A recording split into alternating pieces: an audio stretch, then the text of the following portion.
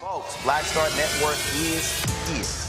Hold no punches. I'm real revolutionary right now. Support this man, Black Media. He makes sure that our stories are told. Thank you for being the voice of Black America, Roland. Stay black. I love y'all. All momentum we have now, we have to keep this going. The video looks phenomenal. See, this difference between Black Star Network and black-owned media and something like CNN. You can't be black-owned media and be scared. It's time to be smart. Bring your eyeballs home. You dig?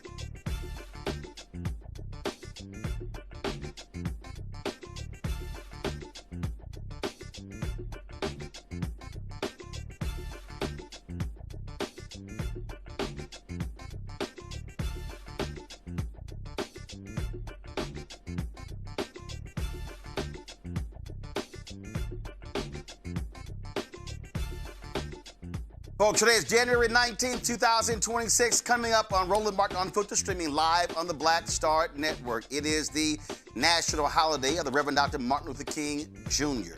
And as I always say, this day is not just about him. It's also about the entire Black freedom movement, civil rights movement, all of the people who made it possible for us to enjoy the rights that we have. And so we'll talk about that. We'll hear from a number of individuals who worked with Dr. King, walked with Dr. King, including Zenona Clayton, also Reverend Jesse Jackson Sr., Andrew Young, Juanita Abernathy. We'll hear from Reverend C.T. Vivian. Also, Congresswoman Eleanor Holmes Norton, the late Congressman John Lewis, Clarence Jones, who was Dr. King's attorney, Claiborne Carson, who runs the King Center in Stanford. All these folks, Dorothy Cotton, who was the only woman in the inner circle of Dr. King, all of these people we talked to over the last several years, sharing their thoughts and reflections on the working with this 20th century giant. Also, folks, commemoration events took place today at the King Center in Atlanta. We'll show you some of that. We'll also show you what took place at the wreath-laying ceremony, where Maryland Senator Angela Also Brooks spoke at the MLK Memorial. A lot of people are sharing their thoughts. Bomani Jones had a great commentary today regarding the life of Dr. King. And so much we want to talk about. We're also going to hear from the first African-American Attorney General for the Commonwealth of Virginia, Jay Jones. He'll join us, as well as House Democratic leader Hakeem Jeffries. And lots for us to talk about. It is time to bring the funk, King style, on Roland Martin Unfiltered on the Black Star Network. He's got it. Whatever the miss, he's on it. Whatever it is, he's got the scoop, the fact, the find. And when it breaks, he's right on time and it's rolling. Best believe he's knowing. Putting it down from sports to news to politics. With entertainment just for kicks, he's rolling. It's on go, y'all. It's Roland Martin, yeah. Rolling with Roland now. He's funk, he's fresh, he's real, the best, you know he's Roland Martin now.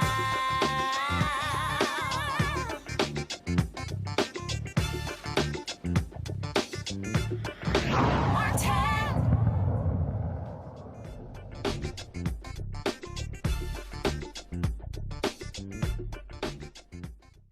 Folks, today is King Day. It's a national holiday for the Reverend Dr. Martin Luther King Jr., of course. We are live today.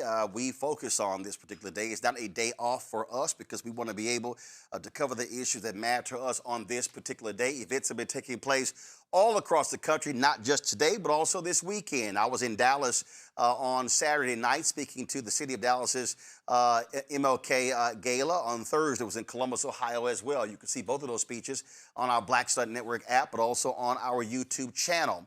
On Saturday, an inauguration took place in Virginia for Governor Spanberger, but also for the first African-American Attorney General for the Commonwealth of Virginia, Jay Jones Jr. And so he was inaugurated. He joins us right now on Roland Martin Unfiltered on this great day. Attorney General Jones, glad to have you back on the show. Having me, and I'm happy to be back as well. One of the things that I first want to say is that was a photo that I saw you posted on social media that actually I'm sure was quite emotional for you, and that you were getting dressed for the day, and your mom was assisting you putting on your dad's cufflinks. He, of course, a giant in the legal circles in Virginia, passed away during the campaign. So it had to be quite emotional for you to be thinking about him on Saturday. You know, his presence loomed very large over the day, and my father was my best friend and, you know, someone who I leaned on very heavily over the course of my life and my political career. And, you know, I'm just so proud of his legacy. To be one of the few people in the history of this Commonwealth to have served in all three branches of government. You know, his legacy looms large, and I carry that with me every single day. My mother is a giant in her own right. She is a juvenile and domestic relations court judge in Norfolk, which is my hometown. And to put his cufflinks on me that day and then have her administer the oath was a very poignant thing for our entire family. But it was so special, and I'm just happy that my two boys and my wife Mavis were able to be standing up there with us as we assume the office of Attorney General. This is that photo that you posted on Twitter.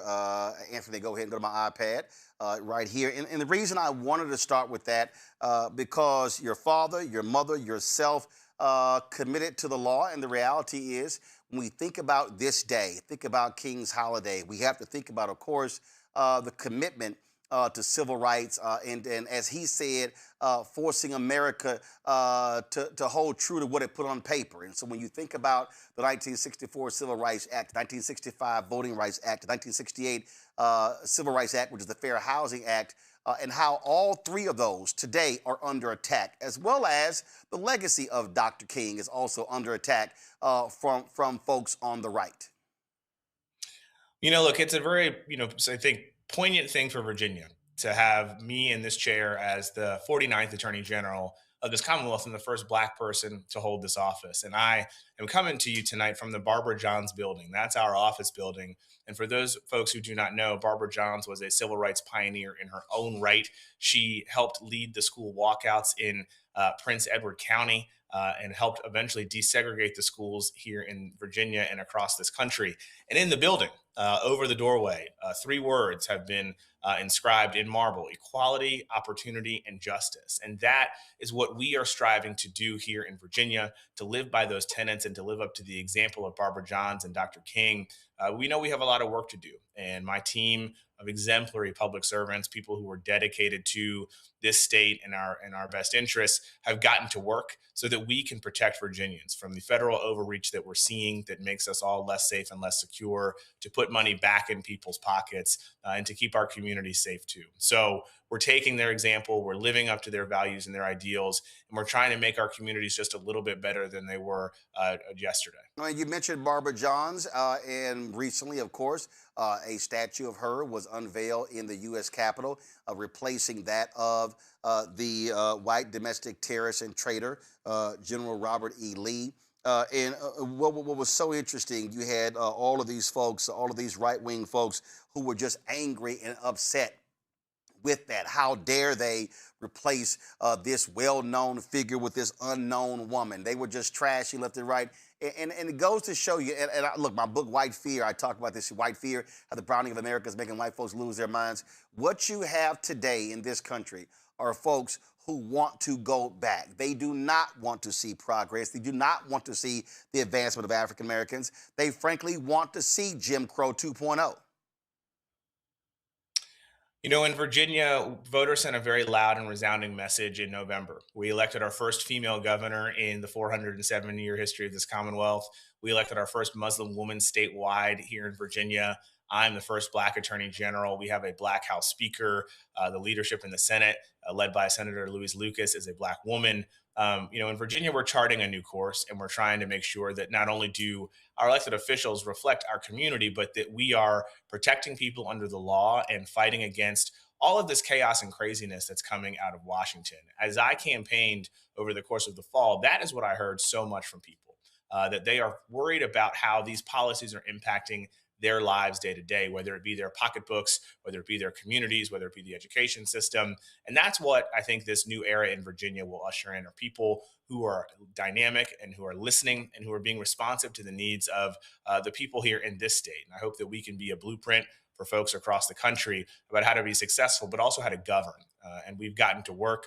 We have joined lawsuits that are going to protect federal workers here in Virginia, going to protect our health care, and going to protect people's pocketbooks. And I look forward to working with other attorneys general from across the country to make people's lives better, to use the tools at our disposal to put money back in people's pocketbooks, and to really achieve these goals that we talked about over the course of the campaign in 2025. You're the first Black Attorney General of Virginia. Eric Holder was the first Black Attorney General of the United States, and he spoke today at the National Action Network breakfast in Washington, D.C., and he said this, and I'd love to get your thoughts on it.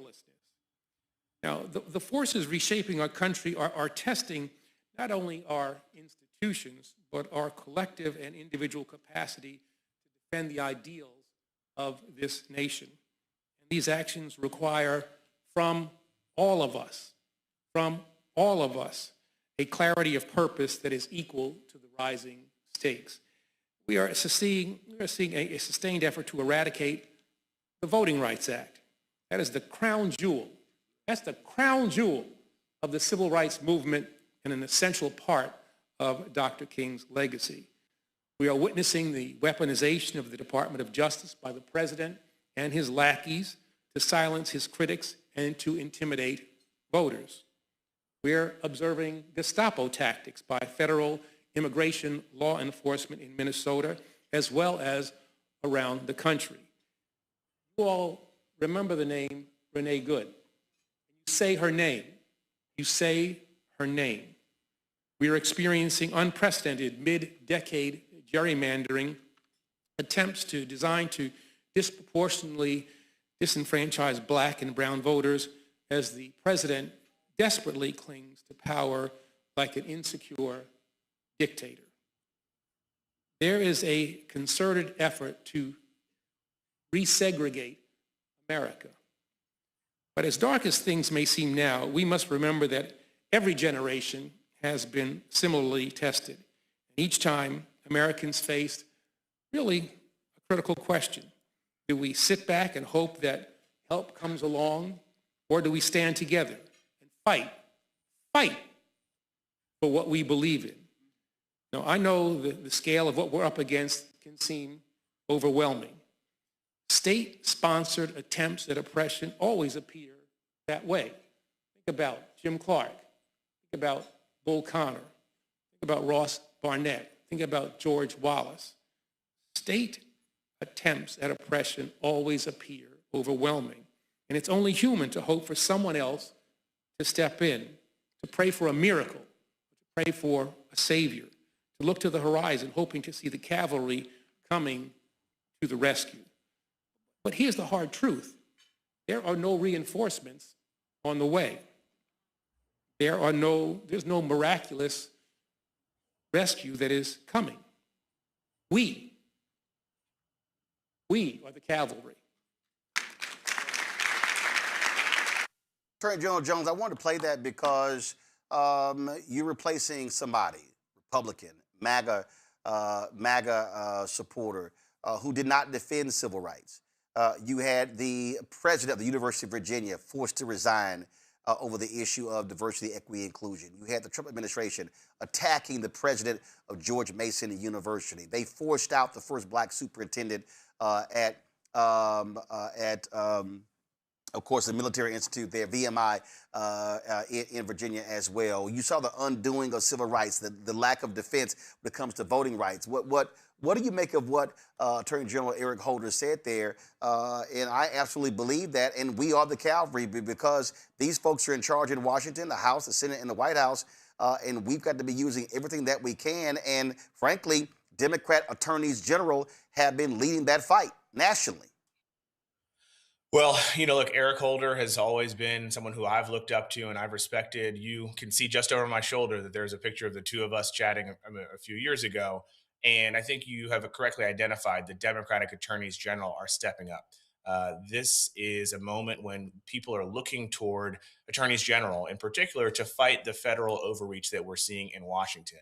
All of the craziness and all of the chaos leaves people unsettled. People, frankly, are fearful. They're scared of what they're seeing coming out of the Capitol, and they're looking for states to fill the void. And that's exactly what I ran on last year in 2025. And I think that was validated with our resounding election victory. And I think that's why we did so well up and down the ballot here, because people in Virginia, in particular, because of our proximity to Washington, are looking for people to help, to uphold the rule of law, to protect our values, to protect our freedoms, to protect our institutions, and to protect our ideals. And that is what we're doing. That's why we hit the ground running, joining lawsuits, making sure that we are enacting our 30-day review of all existing litigation, that my predecessor entered us into to make sure that we are pursuing the interests and needs of the people of Virginia in this particular moment. And I look forward to working with attorneys general from across the country to make sure that we're doing that. We are stronger when we have greater numbers. I'm the 24th Democratic Attorney General. We hope to add to those ranks in 2026 because our livelihoods depend on it. And that's something that I continue to be committed to and will use every tool at my disposal to make sure that we're protecting Virginians, protecting their rights, and living up to the dreams and ideals that Dr. King has talked about and that we've sort of dwelled on for a long time because we draw strength from those words, right? This morning I was in Petersburg. I was in a march with community members, and then we had a church service. And I was just so full of hope for these new days in Virginia, the sort of new era that ushered in on Saturday. And we're going to use all of our energy and all of our time and all of our resources to make sure that we're meeting the needs of people here in this Commonwealth right now. I'm not going to name the school. I know what it is. I know the HBCU. And I know also the PWIs. There have been schools in Virginia, state schools, that have been scared to death over the last year of even having Black speakers talking about Black history. They are afraid that the Trump administration is going to target them and pull the research funding. What do you say to colleges and universities in Virginia who are scared to death of this MAGA administration targeting universities who invite Black scholars and Black historians and having Black history discussions? I mean, these people are targeting books and things along those lines. What do you say to them, how you are going to proceed as Attorney General to defend their interests against these attacks? Well, I think, at the outset, people in Virginia have been really, really disappointed and really scared by the way that the previous administration tried to politicize education, not just in the K-12 space, but in the higher ed space. Every person here in this Commonwealth is incredibly proud of our higher education institutions, whether they be public or private. And frankly, as Attorney General, my job is to represent these universities. And my commitment has been to providing top flight legal service so that these universities can do what they do best, which is educate our students. And that is what we're going to do.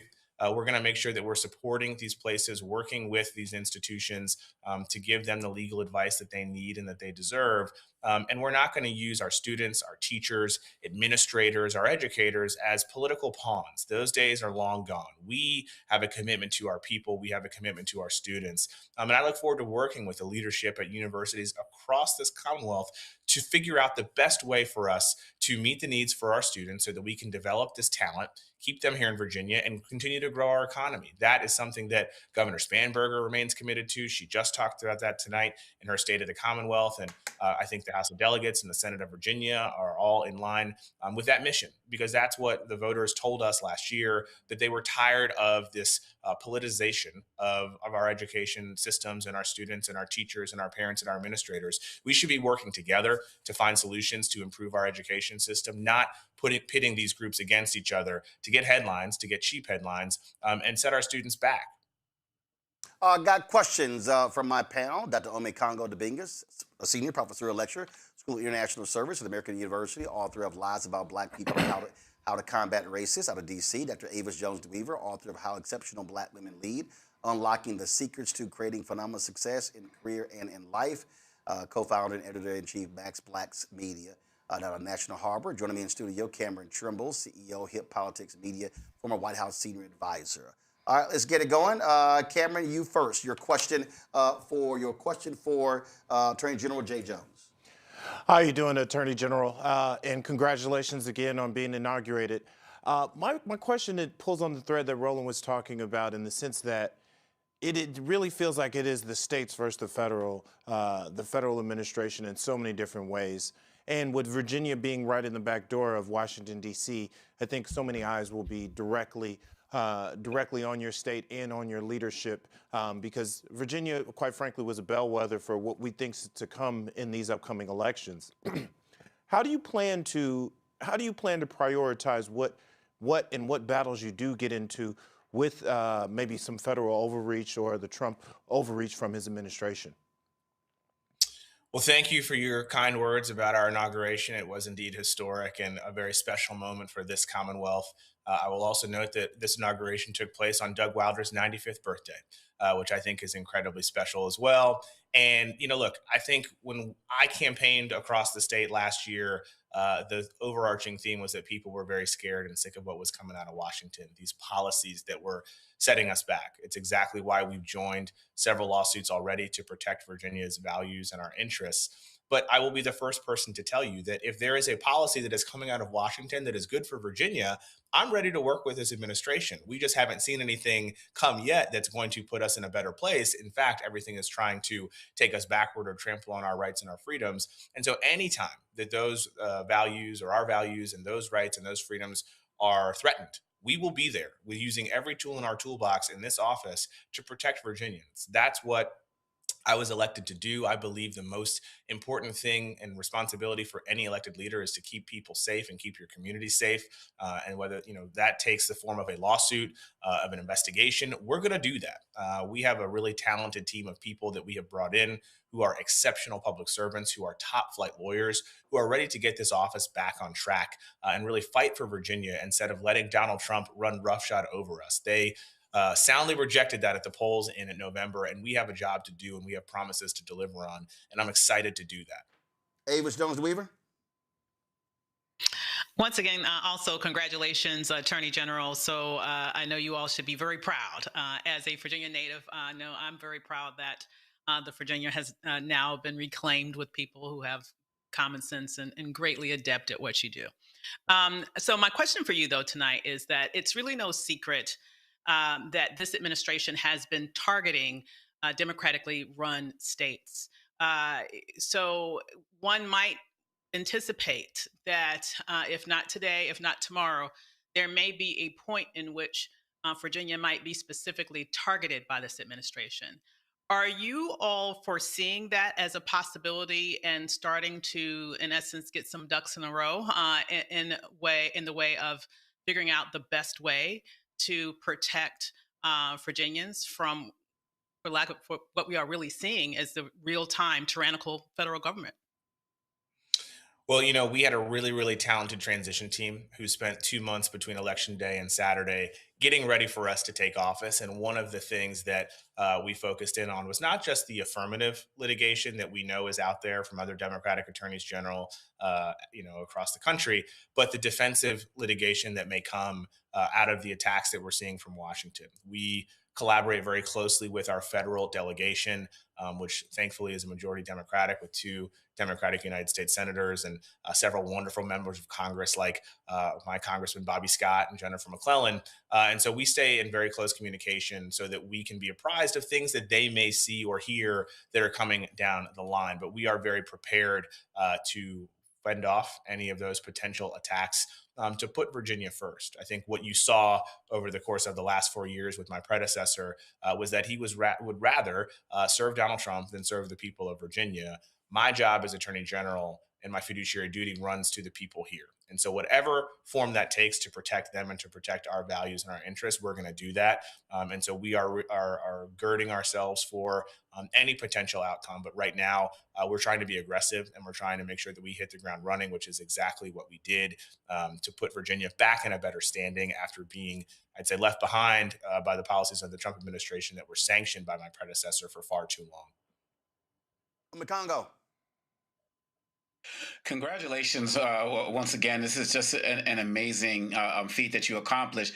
My question is, what advice do you have as it relates to other Democrats going into the midterms? Because not only did you just clear house as it relates to Democrat election, but the diversity is just so incredible. And Democrats are getting advised to run away from their base. Some are saying run towards their base. What would you advise to Democrats across this nation? We know every state and counties are different, but what was your recipe for success that you would advise them going forward? Well, thank you for your words of congratulations. It does mean a lot to me. And look, I'll say this. In Virginia, people are obviously very scared of Donald Trump and the policies that were coming out of Washington. But what I think was also very important for us as Democrats is that we had an affirmative message. We talked about the things that our voters were talking to us about, and we were listening. We kept our ears open and our mouths closed, and they talked about affordability. And that's exactly why we talked about how we could use this office to put money back in people's pockets. My career as an assistant attorney general and focusing on consumer protection, I think lended itself to that moment and to this moment where we can use this office to be dynamic and find ways to help people out when they're suffering economically, to keep our communities safe, and to make sure that we're defending Virginia. I think, the president certainly is a presence that looms large in electoral politics right now, but we've got to go one step further, which is to be solutions oriented and mission driven. And that really doesn't have any sort of specific recipe. It depends on where you are. It depends on what state you're running in. It depends on what community you live in. But when you bring those ideas and those solutions to the voters, I think they will validate you. And that's exactly what happened in Virginia, where, again, we made history. We have our first female governor. We have our first Muslim elected statewide here in Virginia. I'm the first Black attorney general in the 407-year history of this Commonwealth. And we have a majority in the House of Delegates that has grown from a 2-seat majority to a 14-seat majority. So, I think we can really be a model for folks across the country, but I don't want folks to lose sight of the fact that they've got to go into those communities. They've got to listen and really be those solutions-oriented candidates to say, okay, yes, we oppose Donald Trump and bad policies, but we also have ideas for how to fix that. Black Star Network anchor Brittany Noble, your question for Attorney General Jay Jones. Well, congratulations on your first day in office. I want to know more about some of your priorities, some of those top priorities, and then what can Virginia do to support you? Well, thank you for your kind words. And, we were able to hit the ground running at 12:01 on Saturday, joining lawsuits that are going to protect our federal workers from those illegal mass layoffs last year, that are going to protect people's pocketbooks by joining the lawsuit that was trying to dismantle the CFPB, and joining lawsuits that are going to protect healthcare and education here too. Virginia was put in a bad spot because the president was basically doing whatever he wanted to harm Virginia citizens because he had an attorney general who was going to do whatever he said. That's not the case now. There is a real opportunity for us to get Virginia back in the game, to be a leader in this space as well. And I'm looking forward to doing that. Like I said, we've assembled a really diverse group of people and talented individuals who are ready to help. And that's something that I think Virginia should be very proud of. We're going to continue to focus on protecting against federal overreach. We're also going to continue to focus on keeping costs low, making Virginia more affordable, finding every possible way to root out waste, fraud, and abuse, and to make sure that we keep our communities safe. Those are the things that voters talked about over and over and over again, and we listened. And so now we've got to put those campaign promises into practice, and we've already done that. And there's more to come, which I'm very, very proud of and very excited about. Hopefully people in Virginia will continue to share their concerns with us. We are here to listen, and I want them to know that we will be meeting them where they are.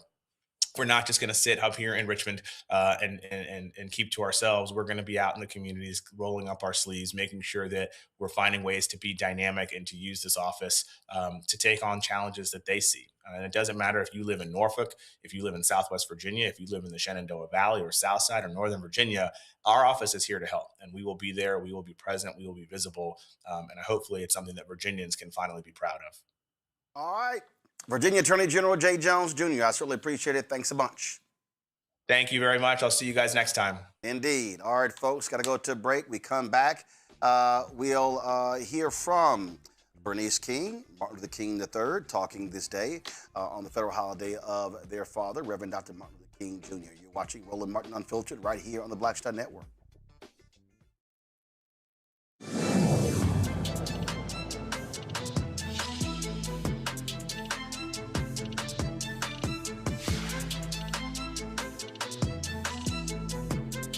Next on the Black Table with me, Greg Carr. America is being reshaped in real time by a group of 6 people, unelected and without any checks and balances. By the end of the current Supreme Court session, education, the workplace, who gets to elect our leaders, and so much more could radically change. This week, we reconvene our legal roundtable and look at what the new America may look like and how we should respond. That's next on the Black Table, right here on the Black Star Network.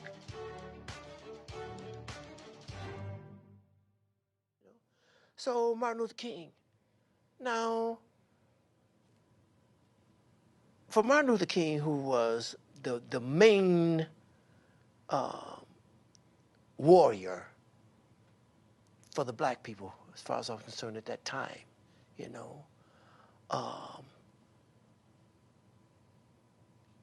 I wasn't as surprised that they killed him as I was when they killed Malcolm X.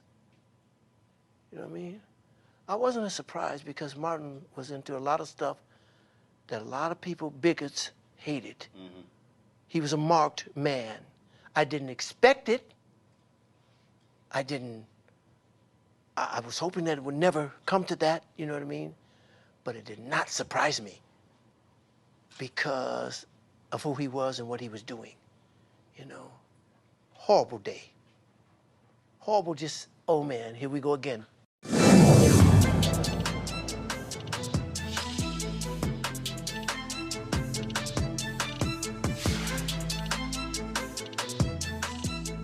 All right, folks, that was my interview several years ago with the great Smokey Robinson. All right, folks, joining us right now is House Democratic leader Hakeem Jeffries on this MLK 2026. Congressman, glad to have you back on Roland Martin Unfiltered. With you, happy King Day. Yes, sir. One of the things that absolutely drives me crazy on this day is when many of your colleagues on the other side post on social media and they post their quotes about Dr. King and they vote against his agenda. And what I always say is I don't want to hear folk on this day talk about King in this wonderful, nice way. You know, he was this, he was that, when they also oppose the agenda. If you're going to stand with King, then stand with King, but don't oppose the agenda, but then celebrate the man, because the man was about his agenda, which was poor people and disenfranchised people. That's exactly right. All manner of social media posts you'll see coming from my extremist colleagues on the other side of the aisle trying to lift up Dr. King as if they are interested in his life, his leadership, and his legacy. When we return to Washington tomorrow, they'll be doing everything they can to undermine voting rights, civil rights, racial justice, social justice, and economic justice. And Roland, as you know, this is just consistent with their general hypocrisy. I mean, this is the same group of people in many instances. I'm not questioning anyone's faith, but they go to church and they pray on Sunday, and then they come to Washington, D.C., and they pray, P-R-E-Y, on the American people, the weak, pray on the poor, the sick, the afflicted, the least, the lost, the left behind, pray on Social Security, Medicare, Medicaid. This is their legislative agenda, and yet they pretend as though they are following the teachings that have urged us to look out for the least of these amongst us. Well, I will call out them on their faith, because one of the things that they do is they love the Catholic Church when it comes to their position on abortion, but they despise the Catholic Church's position on the death penalty and standing up for the rights of undocumented workers. I think there's no doubt about that, and we see this in so many different areas. Listen, we, as Jim Clyburn says, you know, he's a Matthew 25 and 35 Christian. And that's what our faith teaches us. I grew up in the Cornerstone Baptist Church, and we're going to continue. Dr. King, of course, was a great civil rights hero and leader. He was a Baptist preacher, and it was his faith that drove sort of the mission that he led the country on, which was incredibly successful. But now we know that that mission is under full and complete assault by Donald Trump and his henchmen, and we're going to have to do all we can to fight through the trials, the tribulations, and the turbulence so we can come out stronger as a country on the other side. I have said since the inauguration that we have a massive effort going on when it comes to MAGA to defund Black America. They are attacking academics, they're attacking health, they're attacking nonprofits, they're attacking the economic infrastructure, they're attacking the civil rights infrastructure. This Louisiana-Cali decision could wipe out 1/3 of the Congressional Black Caucus. It could take out numerous Black state senators, state representatives, county commissioners, city councilmen, school board members all across the South. And the Republican Party, that's what they want. They are afraid of Black political power, and they are attacking all of this because they want, frankly, Jim Crow 2.0.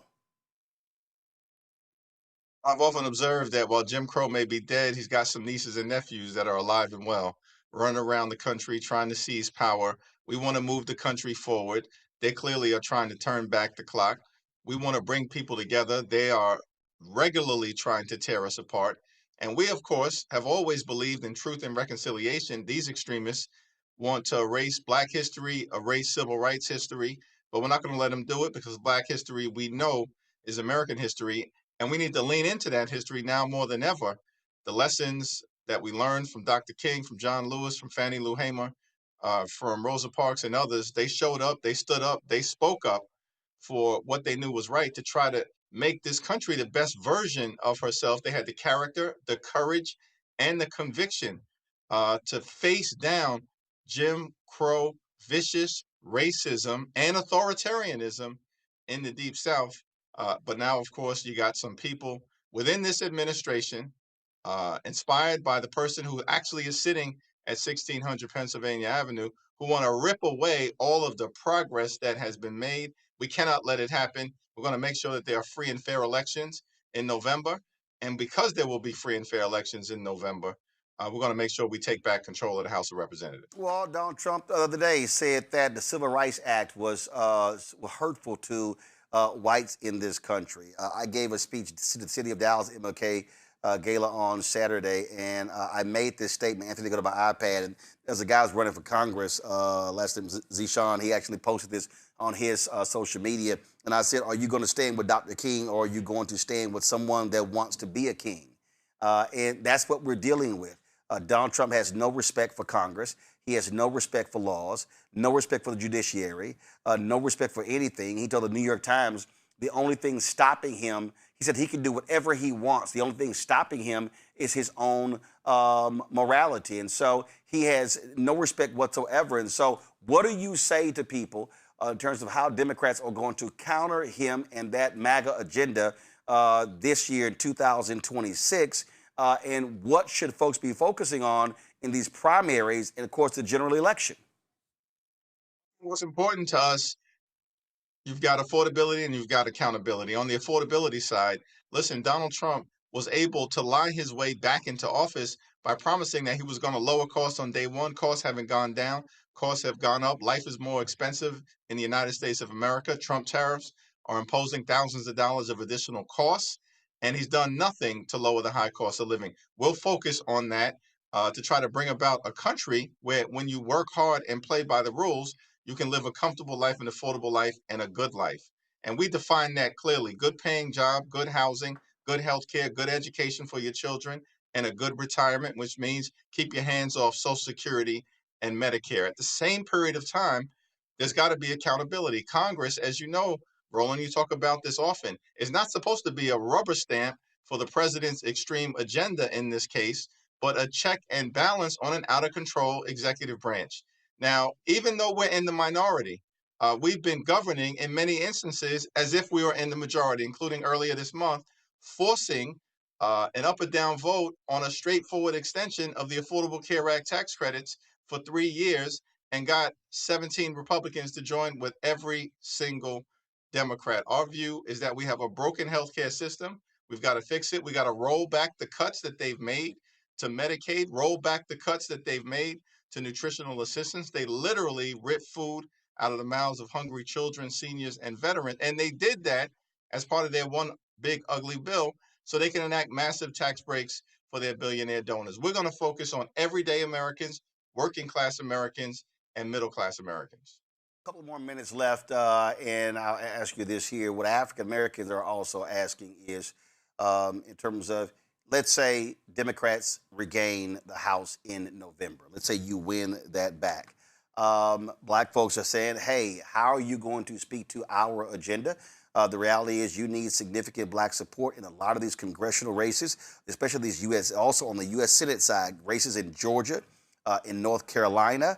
You got race in Texas as well. And so what do you say to them of what that's going to look like, what that agenda is going to look like? Because what we continue to hear from people is they say, hey, Democrats want black folks to show up, but Democrats got to show up for black folks.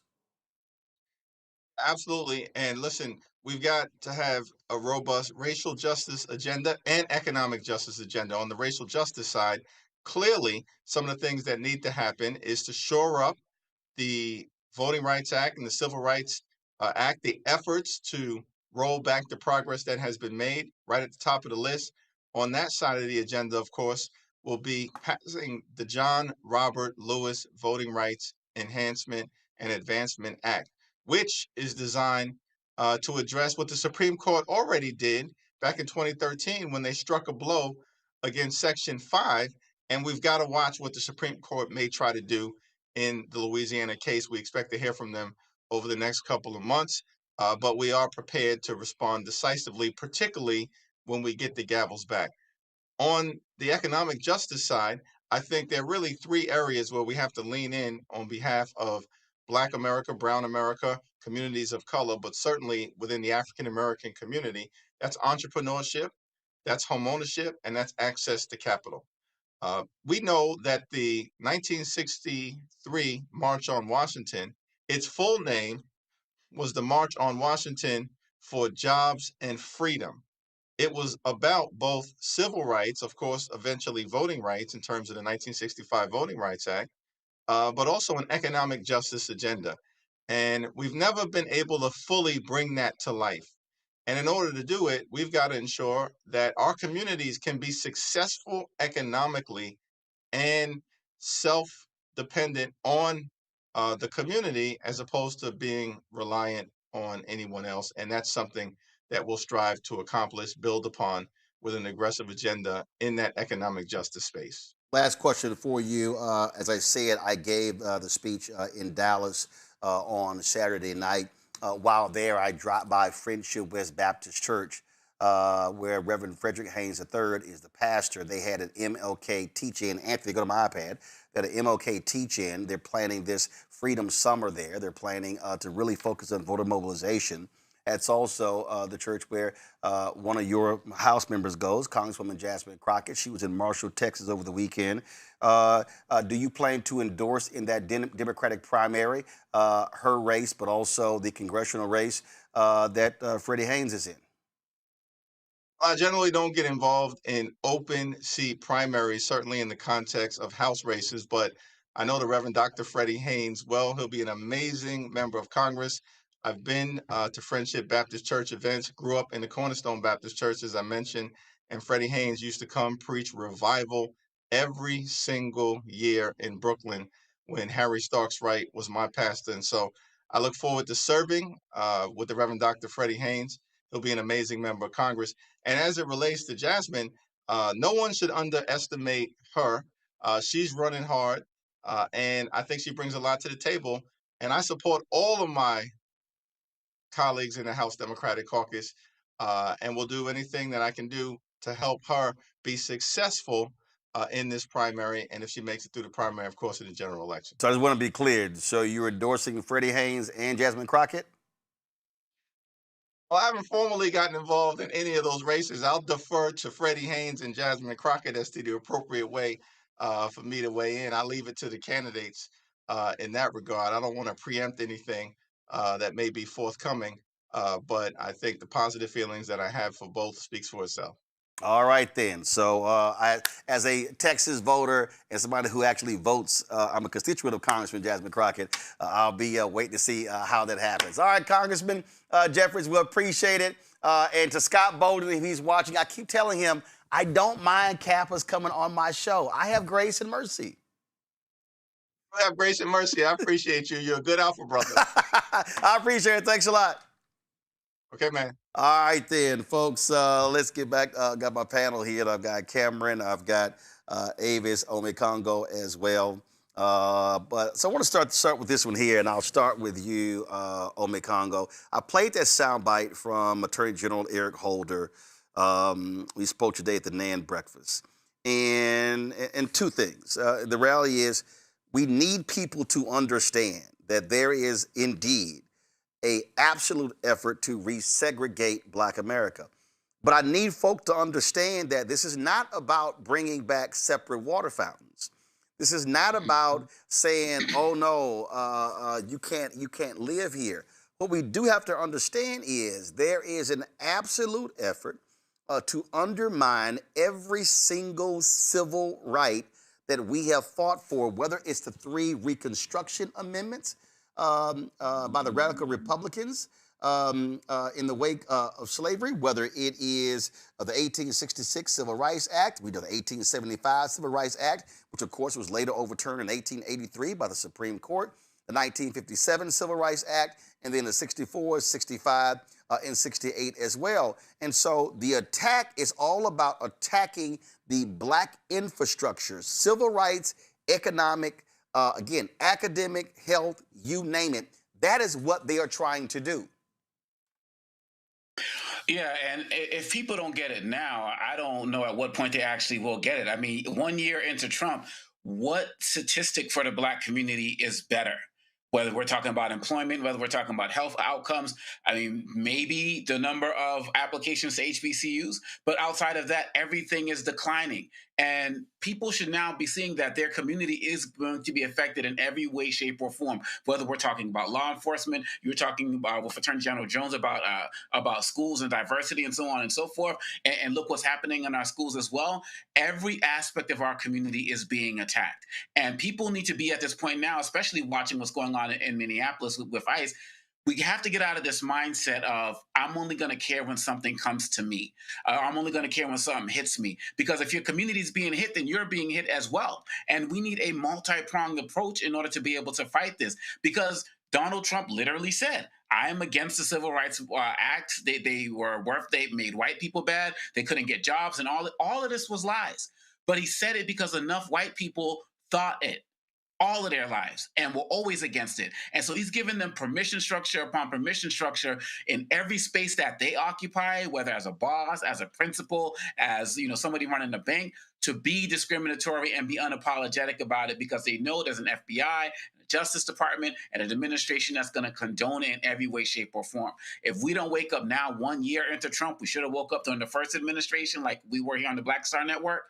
I don't know what else it's going to take, Roland. Avis, I mean, we are making this perfectly clear to folks as much as we can. Anthony, go to my iPad. Look at this here. Donald Trump is the first individual occupying the White House who doesn't even acknowledge Reverend Dr. Martin Luther King federal holiday. This is the first time it has happened since Reagan signed the holiday, and of course, even the departure from his first term. Bottom line is, that's all by design. They do not give a damn about black folks, and they want to attack black folks at every turn. And black folks had better wake up, and I'm sick and tired of hearing these black folks who say, oh, I'm going to sit, I'm tired, I'm going to sit out, I'm going to stay on the sideline, all that sort of crap. They are coming after your ass as well. And so I don't care whether you're on the corner, I don't care whether you're in the C-suite, I don't care whether you are blue collar, whether you are white collar, whether you got a degree or not. We see they are coming after black America, period. Absolutely. And they have already come after Black America. This is not just a future projection conversation. You are one of the few spaces, Roland, you have one of the few spaces that have shared in real time all of the actions that this administration has already taken to rip away our civil rights infrastructure. In fact, what I find very interesting, we're hearing about the anniversary of unfortunately, his first day in office in terms of his inauguration, and we were at the top of the list of who he was looking to attack. Before they had any ICE raids, he was sitting there signing executive orders that was completely obliterating our advancements in civil rights in a number of different ways. Even to the point of actually signing a civil rights, an executive order that would say that it's okay to discriminate specifically for federal contractors, that it's okay to have segregated facilities as federal contractors. It has been that egregious.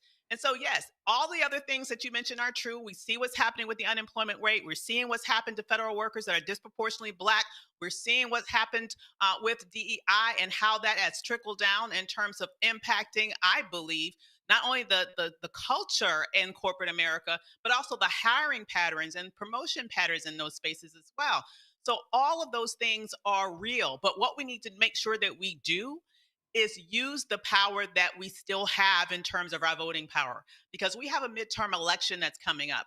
And if we don't do everything we can to get these people out of office, not only in the House, I think we also need to go for the Senate. We need to really make some sort of major shifts in order to put a stop to this train. And that's the only power that we have right now until we get him completely out of the White House. You know, Cameron, and let me be, this is not self-serving what I'm about to say. When I look at right now, and I'm always appreciative of the folks who watch our show. 1,500 folks live. We know it's a holiday. A lot of days we have 2,000, 2,500, 3,000, or even higher, 4,000. But here's the thing that I'm always talking about. When it's a sports topic on some shows, you go to some of these YouTube channels, it's 30, 35, 40,000 folks who are watching live. When I look at the comments on certain stuff, on certain posts on Instagram and others, I'm seeing 40, 50, 100,000, 200,000 likes. I'm seeing 8, 10, 20,000 comments. And what I'm saying that what's going on right now, that black folks had better be flocking to black news and information sources, because these folks are going to look up and say, oh my God, what the hell happened? And the last year, I mean, it's what, so tomorrow is 1 year since the inauguration.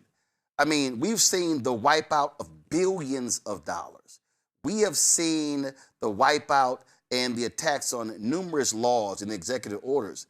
And I'm seeing black folks walking around clueless and going, oh my God, I didn't know those things were happening. I'm like, yeah, because you watching the wrong shit.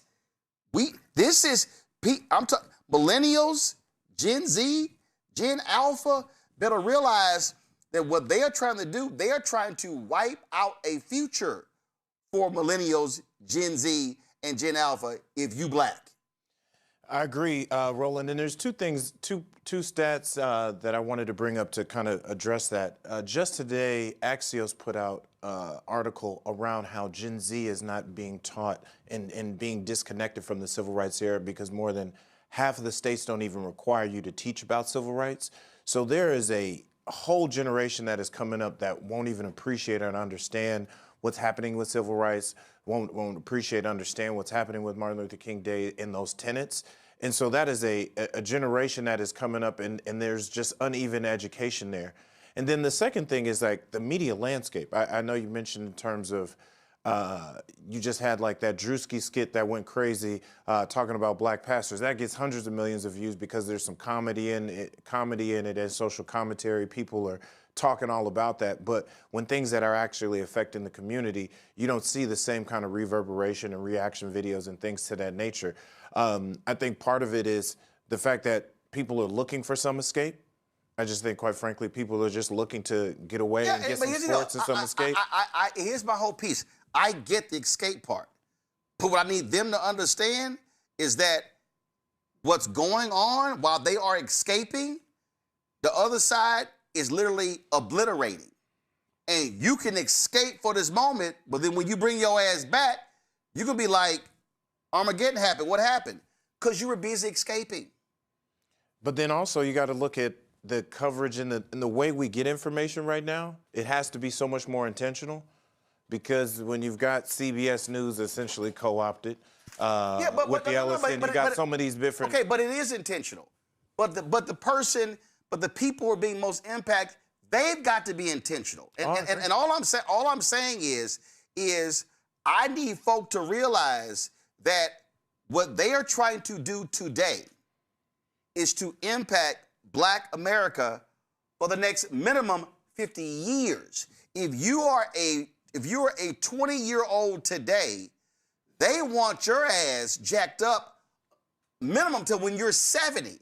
See, so I need people to understand, this ain't about, this thing could change in the next election. No. This is Project 2025 and Project 2026 and Project 2027 is about enacting an agenda that is going to absolutely curtail and derail Black America for minimum the next 50 years. That's what they're trying to do. And I just think there are a lot of people who are Gen X, Millennial, Gen Z, Gen Alpha, who don't realize what is really happening right now. And I think what we got to do is we got to simplify it for people. Unfortunately, I wish people could get more information and be able to handle some of that. But the public has often been able to focus on one or two topics. And we've got to, I think we just got to simplify it here on your network and other places of like, this is what you have to lose, and not just at a large state. We always say Black people are being set back, but what does that actually look like in a money sense? What does that actually look like in a job sense? What does that actually look like in a policing sense? And then kind of what's going on in Minnesota and things of that nature. When it's brought to our doorstep, we saw how we reacted with George Floyd. I'm not wishing on any of those types of things to happen, but I think that kind of stark contrast, that kind of real shock, violence, those types of things are what wake us up. Well, I tell you what, you can't holler be woke, and then you need something else to wake you up, and that to me, Omekongo, is really what folk have to understand. And again, I'm saying the onus is on everybody.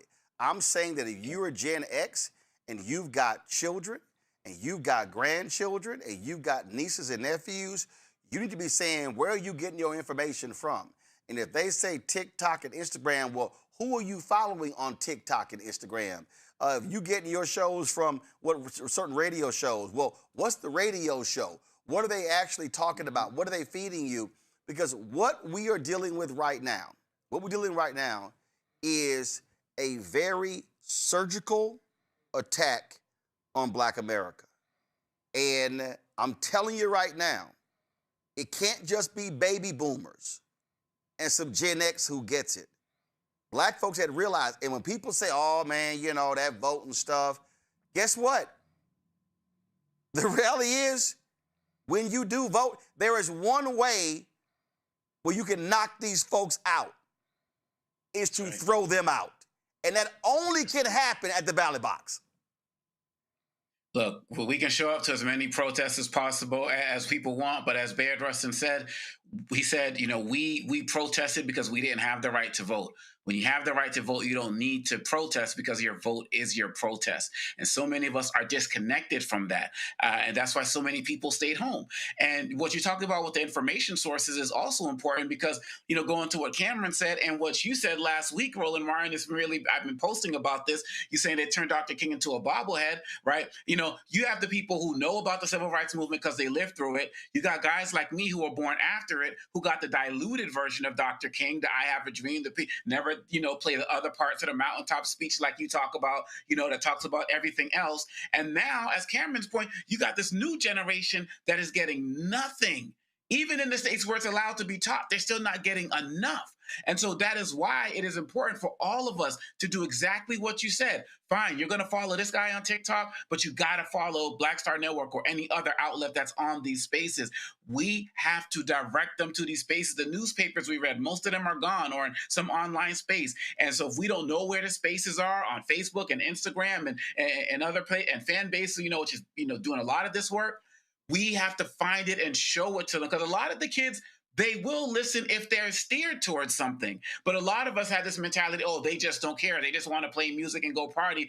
Many will listen if we don't give up on them. You know it all the time, Roland. You run into middle school students, high school students who listen to you or listen to you in the car with their parents. We can't give up on this generation because there's already a whole infrastructure pulling their attention in the opposite direction, which is away from our history and away from our culture, which makes it easier for them to undermine us. And we have to keep fighting that. So, Avis, the article that Cameron referenced, it was an Axios article. This is what it was. The civil rights era is losing its grip on young Americans. It says the civil rights era is no longer the central reference point for how many young Americans understand race, justice, power, a generational shift reshaping politics, education, and activism in the U.S. Well, first of all, duh. I mean, let's be perfectly clear. If you talk about the civil rights era, officially, if you will. You're talking about December 1st, 1955, Montgomery bus boycott through Dr. King's assassination. Could bring it back a year, Brown versus Board of Education decision. So that's 1954, including also August 28th, 1955, the heinous lynching of Emmett Till. So you could say Brown versus Board of Education is 54, going through 68. That's, of course, 14 years. But when we talk about today, and this is where, again, these white media outlets don't seem to understand. They want to skip over Jenna Six. They want to skip over Trayvon Martin. They want to skip over Michael Brown, John Crawford III. They want to skip over Eric Garner. And then so basically how they want to frame this, they want to frame this as civil rights area and then George Floyd. No, it was a lot of things. I mean, if you talk about, I got an interview coming out with Elliot Williams talking about the Bernie Getz shooting. And listen, Bensonhurst and all that stuff that was happening in New York in the 90s. And so it's a whole lot we can talk about here. And so that's the problem, the reference point, how you talk about all of these issues. And so my deal is, if I'm talking to millennials, Gen Z, Gen Alpha, I'm including these things that have happened, not just 54 to 68, but 68 to 80, 80 to 90, 90 to the 2000s, and now present day. I think that's absolutely true. Here's what we have to remind. We have to remember that these people don't have our best interests at heart. Okay, there's a reason why they pulled our history out of public schools all across the nation in way too many states. And it is because they do not want our children to know that history. They do not want their children to know that history. And there has been some other research that suggests that the less specifically Black young people know about their own history, the more likely they are to vote to be in favor of Donald Trump, for example. So, when we are detached from our roots, we are very easily swayed. We're very easily brainwashed. We're very easily sort of manipulated as a tool to be used for our own destruction. That's number one. Number two, I think it's very important that Black people then understanding that take up the mantle to be able to organize to teach our own children. We cannot wait for the public school systems to get this right, particularly throughout the South. I don't expect Texas, honestly, to ever change in my lifetime. I'm not holding my breath for anything to change in terms of the curriculum in Florida. But Black families in Florida and Black families in Texas and all over can get together and organize Saturday academies and teach our own history, because that's what we need to do. And then thirdly, I would say that in terms of young people, let's not write them all off. I'm the mother of a Gen Z. I'm the mother of a millennial. And if anything, my Gen Z is even that much more radical than my millennial, though both of them have sense and they understand the threat of this administration. But the main frustration of my Gen Zer is not that he doesn't want to vote. He will vote, but his frustration is that he doesn't see the Democratic Party fighting enough. He wants to see more action in the Democratic Party. He wants to see the Democratic Party be more aggressive. They aren't aggressive enough for him. And so I believe that if the Democratic Party were more aggressive, would show some heft and some fight in their spirit, they would naturally attract young people. I don't believe that most young people don't care about politics. I don't think that they are inspired to really support candidates who they don't believe will fight for them. Many of them will do it anyway, like my son, but he does it, I will tell you, holding his nose because he wants more fighters. And if he finds someone that will inspire him in that way, he will come out and vote. And it's not just him. If you look at the Mamdani election, when you saw the overrepresentation of young people voting, it is because, I believe, not just because of this issue of affordability. I think it was also because they saw a fighter in him. And that's something that the Democratic Party needs to replicate writ large. But here's the thing, Cameron, first of all, I absolutely agree with what Ava says there. But this is the piece, to me, that is always critical. I always talk about what the nuance is. And the nuance always is, and I've had to deal with this with people, Well, where I'll explain, if you want something to change on a school board, remember if there are nine people and you vote for one, you need 4 more votes. You need 5. You need at least 5. If it's the city council, depending upon the size of the city council, you need the majority. What I'll say is, I think back to 2025. There was a lot of people were saying, Democrats, what y'all gonna do? Sitting there going, do you not know who controls the House, the Senate, and the White House? And the key, though, I think, this is where it jumps out, to the point that Jay Avis just made. When you do have the power, do you use it? I think what we are witnessing now, where you have, is Donald Trump a thug? Yes. Does Donald Trump not believe in morals, values, principle, ethics? Yes. But what you are seeing is a Republican Party that says, damn all lines, damn all speed bumps. You don't hear them saying, oh, we can't do that. And so what I'm hearing people say is, Democrats, if your ass get the White House back, go to the mat. If you get the House and the Senate, I don't want to hear this bullshit. Oh, we can't do that. We can't. If there is one thing that we see with Republicans holding power, is that they use power. They wield power. They actually execute an agenda, and they say, damn everyone else, we're going to do it. That is the lesson that Democrats had better wake up. And look, Democrats don't have the same league that the Republicans do, because you're either right or hard right. But Democrats had better understand, if you get control of the House, yes, Trump can veto.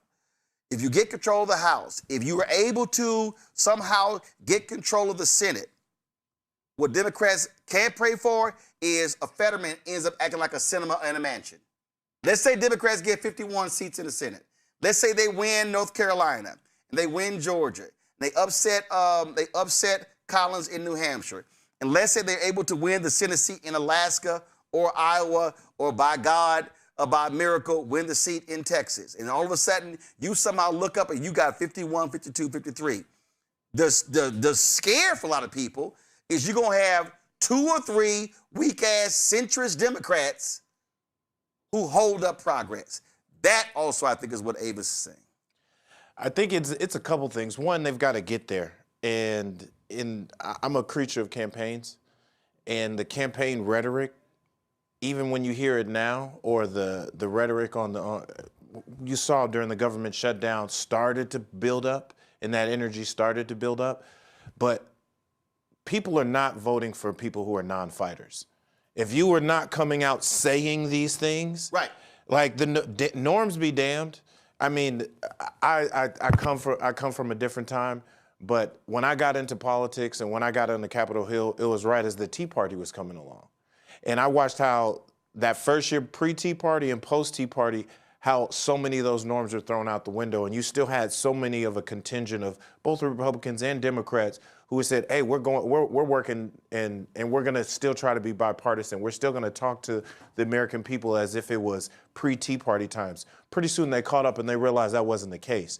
I think what we have to learn, and this is not just Democrats, this is just a people thing.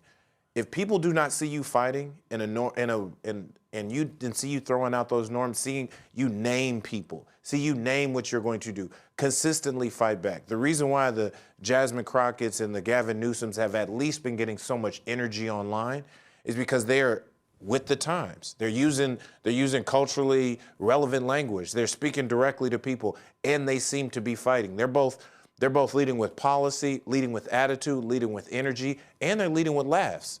Because to our earlier point when we were saying people are looking for some escape, well, I hate that we got to turn politics into some level of entertainment, but you got to realize what people are paying attention to and responding to, and we have to do that. Because we have to get there before, and then if we get into office, it doesn't need to be just pushing these bills through, you need to name these bills salacious bills so people understand.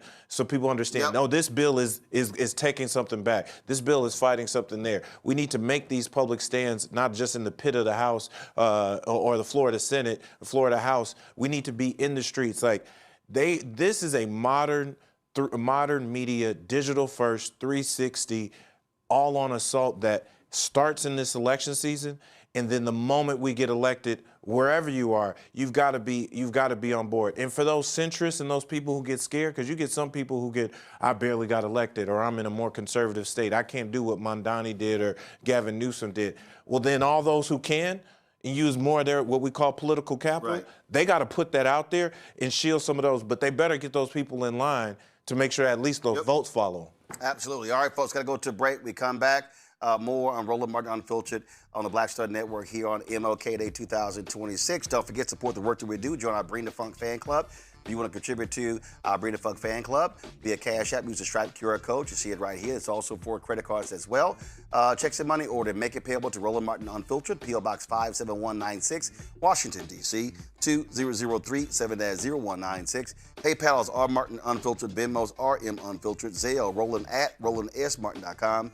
Roland at RolandMartinUnfiltered.com. We'll be right back. When Dr. King called me up and said, I'd like to meet with you.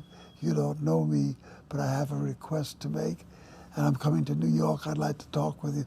And we met in the basement of the Abyssinia Baptist Church in what should have taken, according to him, 20 minutes. I'd like to meet with you. You don't know me, but I have a request to make, and I'm coming to New York. I'd like to talk with you. And we met in the basement of the Abyssinia Baptist Church in what should have taken, according to him, 20 minutes. Took 4 hours. And when that meeting was over, I was in his parade forever. When I talked to A. Philip Randolph, when I talked to Eleanor Roosevelt, I can go on and on with a list of celebrity and the power of that century that touched my space, that said, you are worthy, that said, you help us. We delight in what you do. We are rewarded by it. Our causes are won because you brought a population to the table. Because when I did, sometimes I'd ask artists and they'd say no. I said, fine, let's make my next concert in behalf of Dr. King. And I would take time out in that concert to let Dr. King have the platform to speak on the issue. And most of the audiences would write me afterwards and say, we never expected it, but thank you for introducing us to Dr. King. Well, that's worth $1 million. And I am more rewarded by being in that space than I am being in the south of France, which incidentally I do occasionally.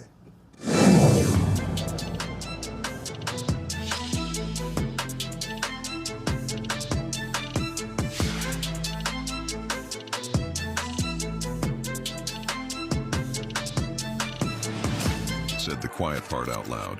Black votes are a threat, so they erased them. After the Supreme Court gutted the Voting Rights Act in 2013, Republican legislatures moved fast. New voter ID laws, polling place shutdowns, purges of black voters from the rolls. Trump's Justice Department didn't stop it, they joined in. In 2018, his DOJ backed Ohio's voter purge system, a scheme that disproportionately erased black voters. Their goal, erase black votes and political power. Yeah, that happened. These are the kinds of stories that we cover every day on Roland Martin Unfiltered. Subscribe on YouTube and download the Black Star Network app. Support fact-based independent journalism that centers African Americans and the issues that matter to our community.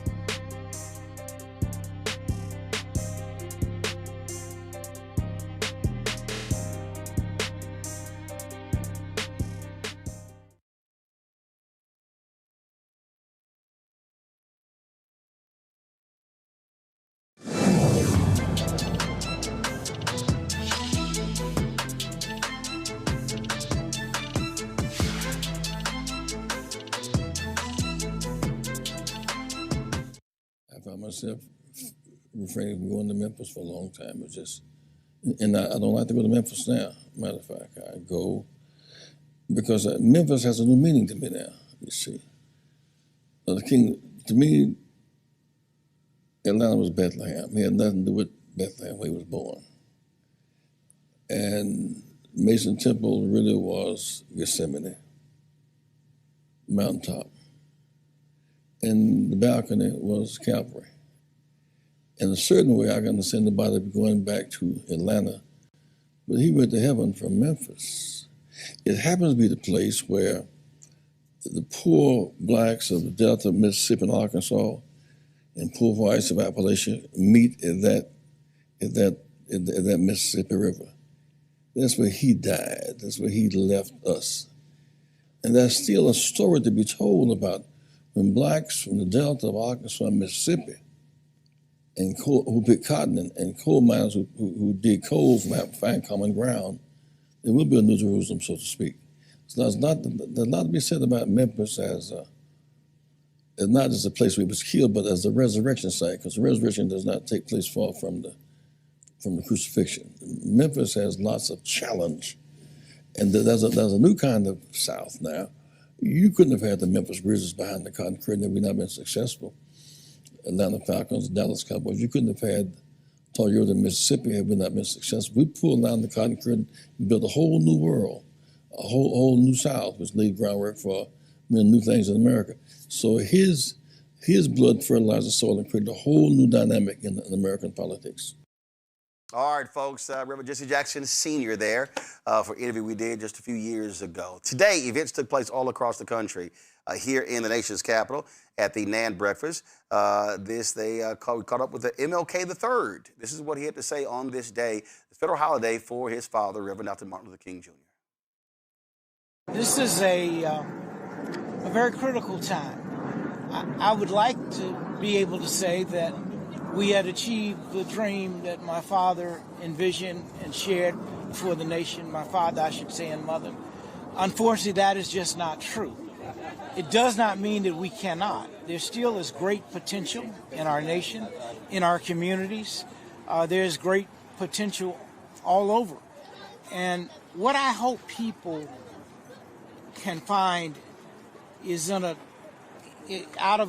again, I said earlier, out of the mountain of despair, you got to find a stone of hope so that we can lift people. This is a time of lifting. It's challenging in this nation and in this world where we are at odds from a war standpoint, potentially from a war standpoint, where we're at odds because of immigration. That is an issue that should be resolved. But it's how we've chosen to resolve it, which is the challenge.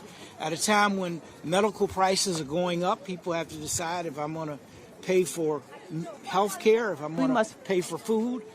What I do know is no matter how difficult it is, and God knows it's difficult for a lot of people, that we got to hold on because it can get better. My dad, my mom, my family, hopefully we are showing the nation that endurance overcomes. I mean, there was no Civil Rights Act before 1964. There was no Voting Rights Act before 1965. There was no fair housing legislation before 1968. But because my dad and his team and many of us around our nation endured, today those things are barely in place, although there are some who are trying to turn the clock back. We cannot allow that. It is, the government is supposed to be for the people, we the people. When we the people stand up, and I must add in nonviolence, Dad's model showed that we can overcome. Folks, Maryland Senator Angela Alsobrooks, first of all, he was speaking there at the MLK Memorial. The MLK Memorial Foundation, the Memorial Foundation, they have an annual wreath-laying ceremony there, and we, of course, streamed that live. Here is Maryland Senator Angela Alsobrooks, who was the keynote speaker there. We must fight even harder to protect what is right. When people try to erase history and water down the impact that our ancestors had, it underscores how necessary it is to reject the lies about who we are. When deceivers spread false portrayals, hoping to divide a nation that simply wants this nation to live up to its creed, it's essential that we push back against this tool that keeps the unheard muted by injustice. That's why this ceremony is for us and for our commitment to this work. King's legacy doesn't just live in his words. It's kept alive through what his words inspire us to do. Because we can say injustice anywhere is a threat to justice everywhere, but do we move as if we believe that's true? Do we turn a deaf ear to someone's call for justice if it's inconvenient to our comfort? Do we settle for a society with violence and substandard living conditions in neighborhoods? Do we ignore the persistent economic inequality in our nation? Or do we fight for an economy that's equitable and provides opportunity for all Americans? Are we satisfied with a legal system that can be weaponized against the least of us? Or do we keep fighting for a system that treats everyone fairly? Do we relax in the knowledge that our own rights aren't being suppressed? Or do we push back on the inhumane treatment of those from a different background? Dr. King's words endure, but sadly, so do some of the threats to justice that he fought against. Even now, there are people being targeted and terrorized for answering the call for justice. It's a solemn reminder that there's still more work to do. But it's also our motivation, because somewhere, someone is still holding hope that help is on the way. The call for justice still stands, so the work of this movement still lives on. No abuse of power can kill it. No assault on democracy can suppress it. And it's on us to carry it forward. Carved into this very monument, there's a quote that I love from Dr. King's Nobel Peace Prize acceptance speech that says, "I believe that unarmed truth and unconditional love will have the final word in reality. That is why right, temporarily defeated, is stronger than evil triumphant." That strong faith of Dr. King reminds me, I think, of the most important memory we have of all of him. And that is that he was a minister of the gospel of Jesus Christ. It was at his core, and his memory brings to mind the old spiritual beams of heaven as I go. Harder yet may be the fight.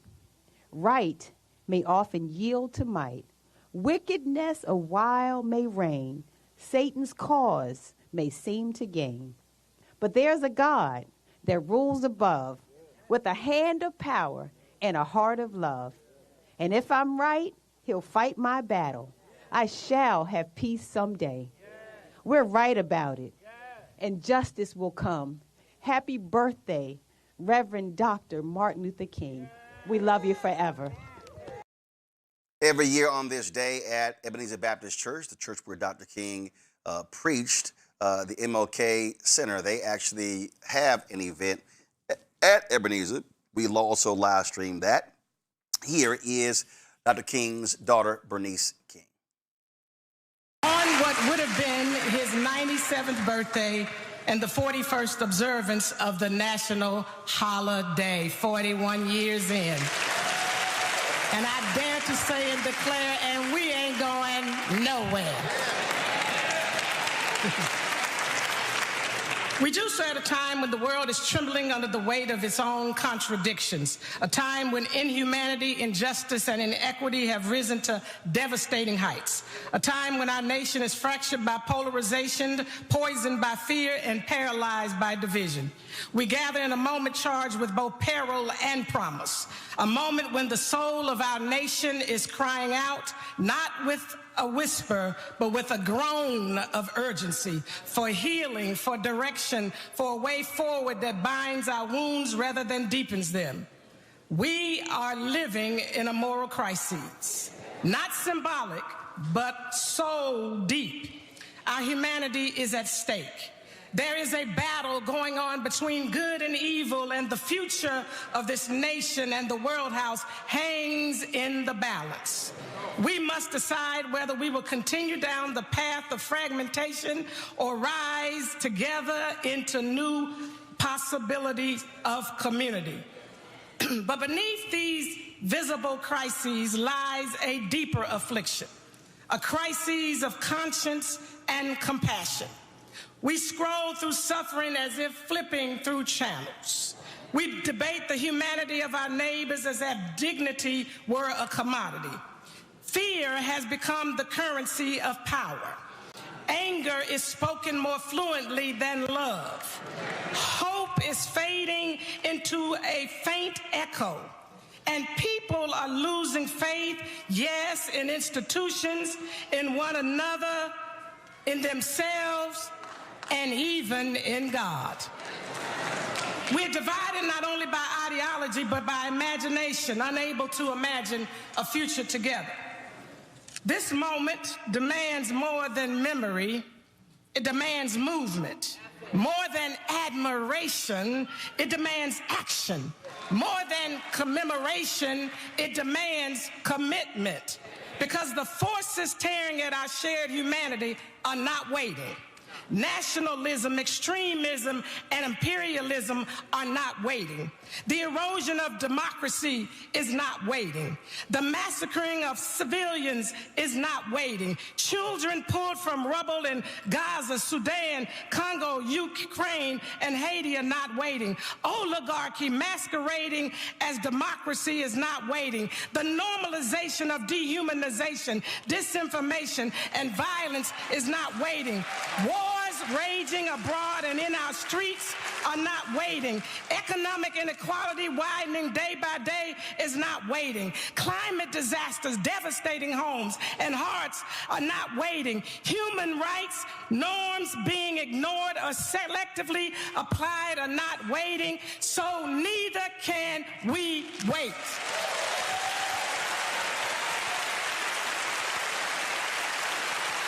This is the hour when truth must be louder than fear. This is the hour when courage must be stronger than convenience. This is the hour when love must be more disciplined than anger. This is the hour when we choose the way that leads to life. That way is the nonviolent way, the love-centered Kingian way, the way that honors the dignity of every person, even adversaries, that resist the forces dividing us through ideology and identity, partisanship and propaganda. The nonviolent way insists we cannot build a future apart from one another. We must build a future rooted in justice and compassion.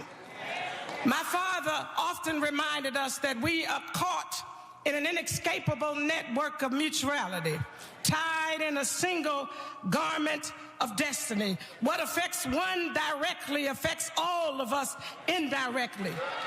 And so you cannot cancel that garment. You cannot sever that network. I cannot be all that I ought be until you are all that you ought be. Because I am because you are, and you are because I am. Folks, if you want to understand the Trump administration's attack on black people, all you have to do is look at the decision they made today. Now, this is also what happens when MAGA uses a Negro to attack black people. That Negro they use, and I'm saying that purposely, is HUD Secretary Scott Turner. Scott Turner is a former state legislator in Texas, former football player. And so today, on this day, now let me set this thing up for y'all. Now remember, Dr. King was killed April 4th, 1968. The next day, President Lyndon Baines Johnson sends a letter to the House saying, I think it would behoove us to pass this fair housing bill, which Dr. King gave his life for because it had been filibustered for 2 years. The filibuster had been broken in the United States Senate, led by black Republican out of Massachusetts, Ed Brooke. But see, what you have to understand is you got black Republicans today who are MAGA kiss-ups, who ain't even close to an Ed Brooke. You should never, ever use Burgess Owens, Wesley Hunt, Byron Donalds, Tim Scott, Scott Turner, in the same breath as an Ed Brooke. So here it is on this day. Again, remember, King gets killed April 4th, LBJ sends a letter April 5th, and a week later, that bill is finally passed by Congress. So don't think it wasn't by design that the Trump folk would announce today the scrapping of a Biden-era rule. This is the New York Post in exclusive. HUD terminates Biden-era DEI deal that forced racial preferencing in home appraisal industry, which also is a lie. This is what they said under former President Joe Biden. HUD used disparate impact theory, the idea that a neutral policy has a disproportionately negative effect on underrepresented families, minorities, to impose race-based policies on the Appraisal Foundation, a nonprofit entity authorized by Congress to set qualifications for property appraisers. And now, listen to this. Here is again, because that's him right there. That's right there, the Negro who they are using to screw over black people.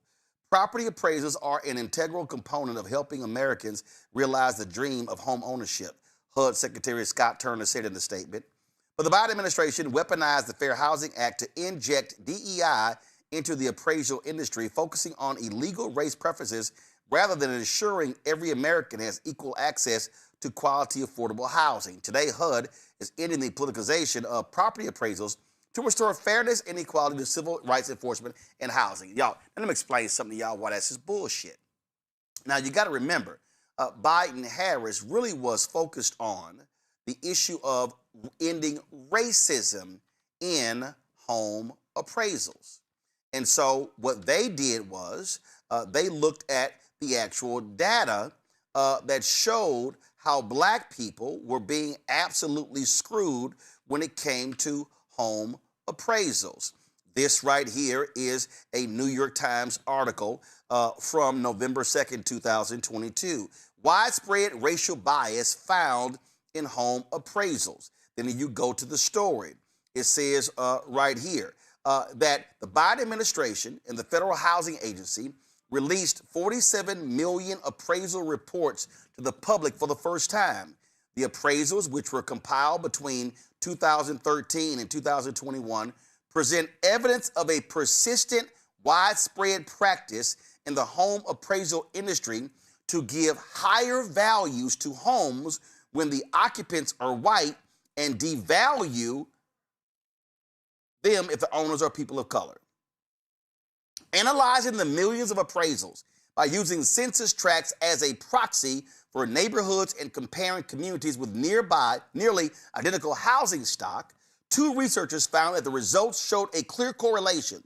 The higher the proportion of white residents in each community, the higher the appraised value of individual homes. Now, see, for all you Negroes who said you couldn't support Vice President Kamala Harris because she was too black, she wasn't black enough, or you didn't like her for other reasons, you know she was advocating for this, advocating the ending of the racism, requiring these appraisals to have training. Okay, and then you might say, well, you know, okay, I feel you, I feel you. But you do have to understand, in fact, I pulled it up. This is another New York Times article. Kamala Harris says inequality persists in home appraisals. The vice president announced new plans to prevent racial bias in home appraisals following the evidence of widespread discrimination against black homeowners. See, that Negro Scott Turner and Donald Trump, they don't give a damn about black folks being screwed through home appraisals. They don't care about the billions of dollars that black people lose due to racist home appraisals. No, they want to slap DEI on everything. What I tell y'all when we said voting has consequences. Cameron, I'm going to start with you. Again, this is a perfect example. No surprise they would announce this today. They don't care about black people. They don't care about black wealth. They don't care about ending discrimination. What they want to do is they want to cut off access to equality. They want to cut off access to forcing folk to do what's right And if it has a positive impact on black folks, the Negroes like Scott Turner and Donald Trump don't give a damn, and they say end it. So much of black wealth, the number one thing that we own is a home. And this, I remember when this was being enacted and talked about. This was one of the last things I worked on, just in terms of trying to get out the message of when that initial focus around this executive order. But for them to do it on Dr. King's holiday, by design, on a day where Donald Trump and no official accounts from the White House or the president are even acknowledging Dr. King's holiday, it just is a stab in the back. And I think for the people who know there's racism and the racist nature of both the president, his administration, and things they're doing, I think this doesn't come as a surprise. I think for the people who turn their nose or turn a blind eye to it and continue to support the administration, I think this is just another thing they want to sweep under the rug and just not pay attention to. But it does cut at a core issue, because so much of our wealth, like the number one thing any family owns in where their wealth is generated, is in their property, is in their homes, and being able to pass that on to the next generation. And so when you're cutting off a few $100,000 homes and you're cutting off tens of thousands of dollars on that appraisal, that significantly not only impacts that family, but it impacts the wealth they're able to pass on to their kids. And it's just another dismantling of the entire ecosystem that supports black folks in America. This, Avis, is a story here, and it shows the reality. Due to racist home appraisals, it has cost black America $150 billion in equity. This is what this piece right here says. To Cameron's point, home equity represents 65% of all black wealth, according to the nation's oldest minority professional trade association, the National Association of Real Estate Brokers. And their report shows that as a result of the racism, analyzing housing data from 2021 and 2023, its two authors, James H. Carr and his colleague, Michaela Zonta, both housing, finance, and urban policy experts, reached a startling finding. Blacks have lost $150 billion in home equity due to biased home appraisals. Donald Trump and Scott Turner don't give a damn about black folks losing $150 billion. No, they don't. And I know James Carr very well. Let me just say he's an excellent researcher. And so whatever the numbers that he's coming up with there, I'm telling you, they're 1,000% correct. Okay. He is not flubbing those numbers. Now, listen, here's what I need to tell you about this. This administration, from day one, they have an agenda. We already know about what Project 2025 is in specifics, but let me just say the broader ideology, in my mind, the only logical conclusion is this. They are looking to maximize white political and economic power here, and specifically right wing, because it's not even all white folks, like right wing white political and economic power. They're looking to do everything that they can to disrupt the Latino community and deport as many people as they can. But specifically as it relates to black people, the main target is our economic power today, our economic power tomorrow. And so this is why they are going after things like this, the equity in our homes. They're going after our jobs. They're going after the ability of our children to get quality education and college education to be able to maximize their future. They're going after all of those things to economically disrupt us. And what you're saying here is exactly right. This is not like something that you can just snap your fingers and correct everything overnight, particularly at the glacial speed that policy typically works in Washington, D.C. And this is why when we come out and vote and the realms of power are turned over to the Democratic Party, they need to act with urgency, and they need to prioritize things like this.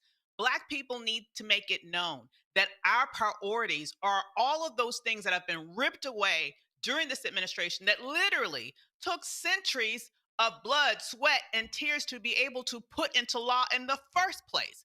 And so I refuse to be one of those who are just satisfied for us being at the bottom of the list of priorities. We need to be at the top of the list of priorities, and the Democratic Party needs to know they need to move swiftly in order to mitigate these damages, because if they do not, these are going to be damages that will be felt literally for generations. Thing here on the Congo is that as a result, again, they control the executive branch. This is what they do. This is one of those issues that any Democrats who's talking about running for office in 2028, you better be talking about this here, because this goes right to the issue of black wealth creation and sustaining that, what we already have.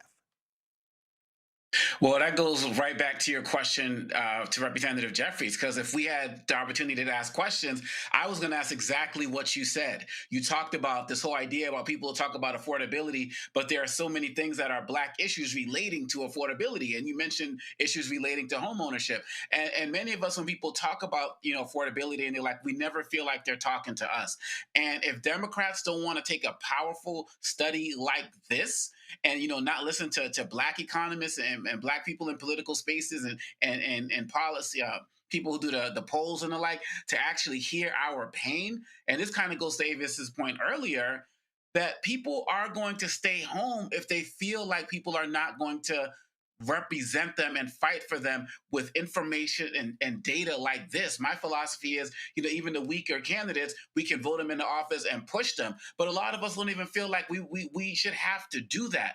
And so where's anyone else talking about this, Roland? Where else are people going to be talking about $150 million being lost from our communities while Trump is out there saying that any black progress was bad for America? They're getting out there every single day trying to take away the little gains we've been able to get. And so if this information, I'm going to be spreading this as well. If these guys don't get on this and have this message attached to their affordability message, which they say is so key and crucial, I think more of us are going to stay home in the fall. I hope that's not the case, but these guys have a lot of time to get on the good foot and realize what people are talking about. And they have to start. We talk about kids diversifying their network. These politicians, in addition to diversifying their consultants, got to diversify their networks and have the Black Star Network on full rotation regularly.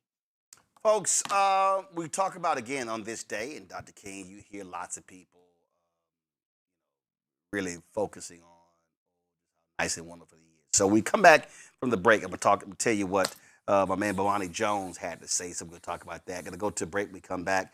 Black Star Network headlines with Brittany Noble. I'll be back on the show in a moment.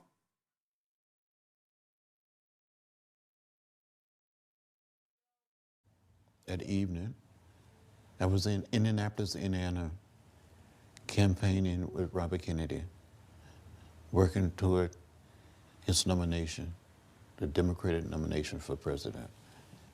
And when I heard that Dr. King had been shot, I didn't know his condition. When Robert Kennedy came to speak, he said, we have some sad news tonight, that Martin Luther King Jr. had been assassinated in Memphis, Tennessee. When the audience heard the message, I heard it at the same time, and I cried. When Dr. King was assassinated, I said, well, we still have Bobby. In less than 2.5 months, he was gone. And I think something died in America with the death of Dr. King and Bobby Kennedy.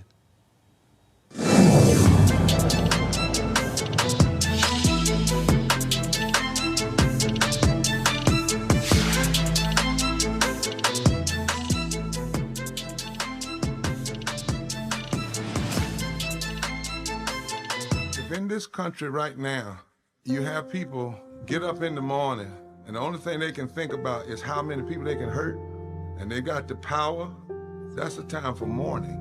For better or worse, what makes America special, it's that legal system that's supposed to protect minorities from the tyranny of the majority.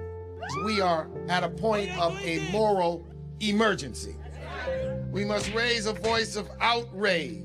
We must raise a voice of compassion, and we must raise a voice of unity. We are not in a crisis of party versus party. We are in a crisis of civilization, a human rights crisis, and a crisis of democracy itself. And guess what? You've been chosen to make sure that those that would destroy, those that would hate, don't have the final say, and they don't ultimately win.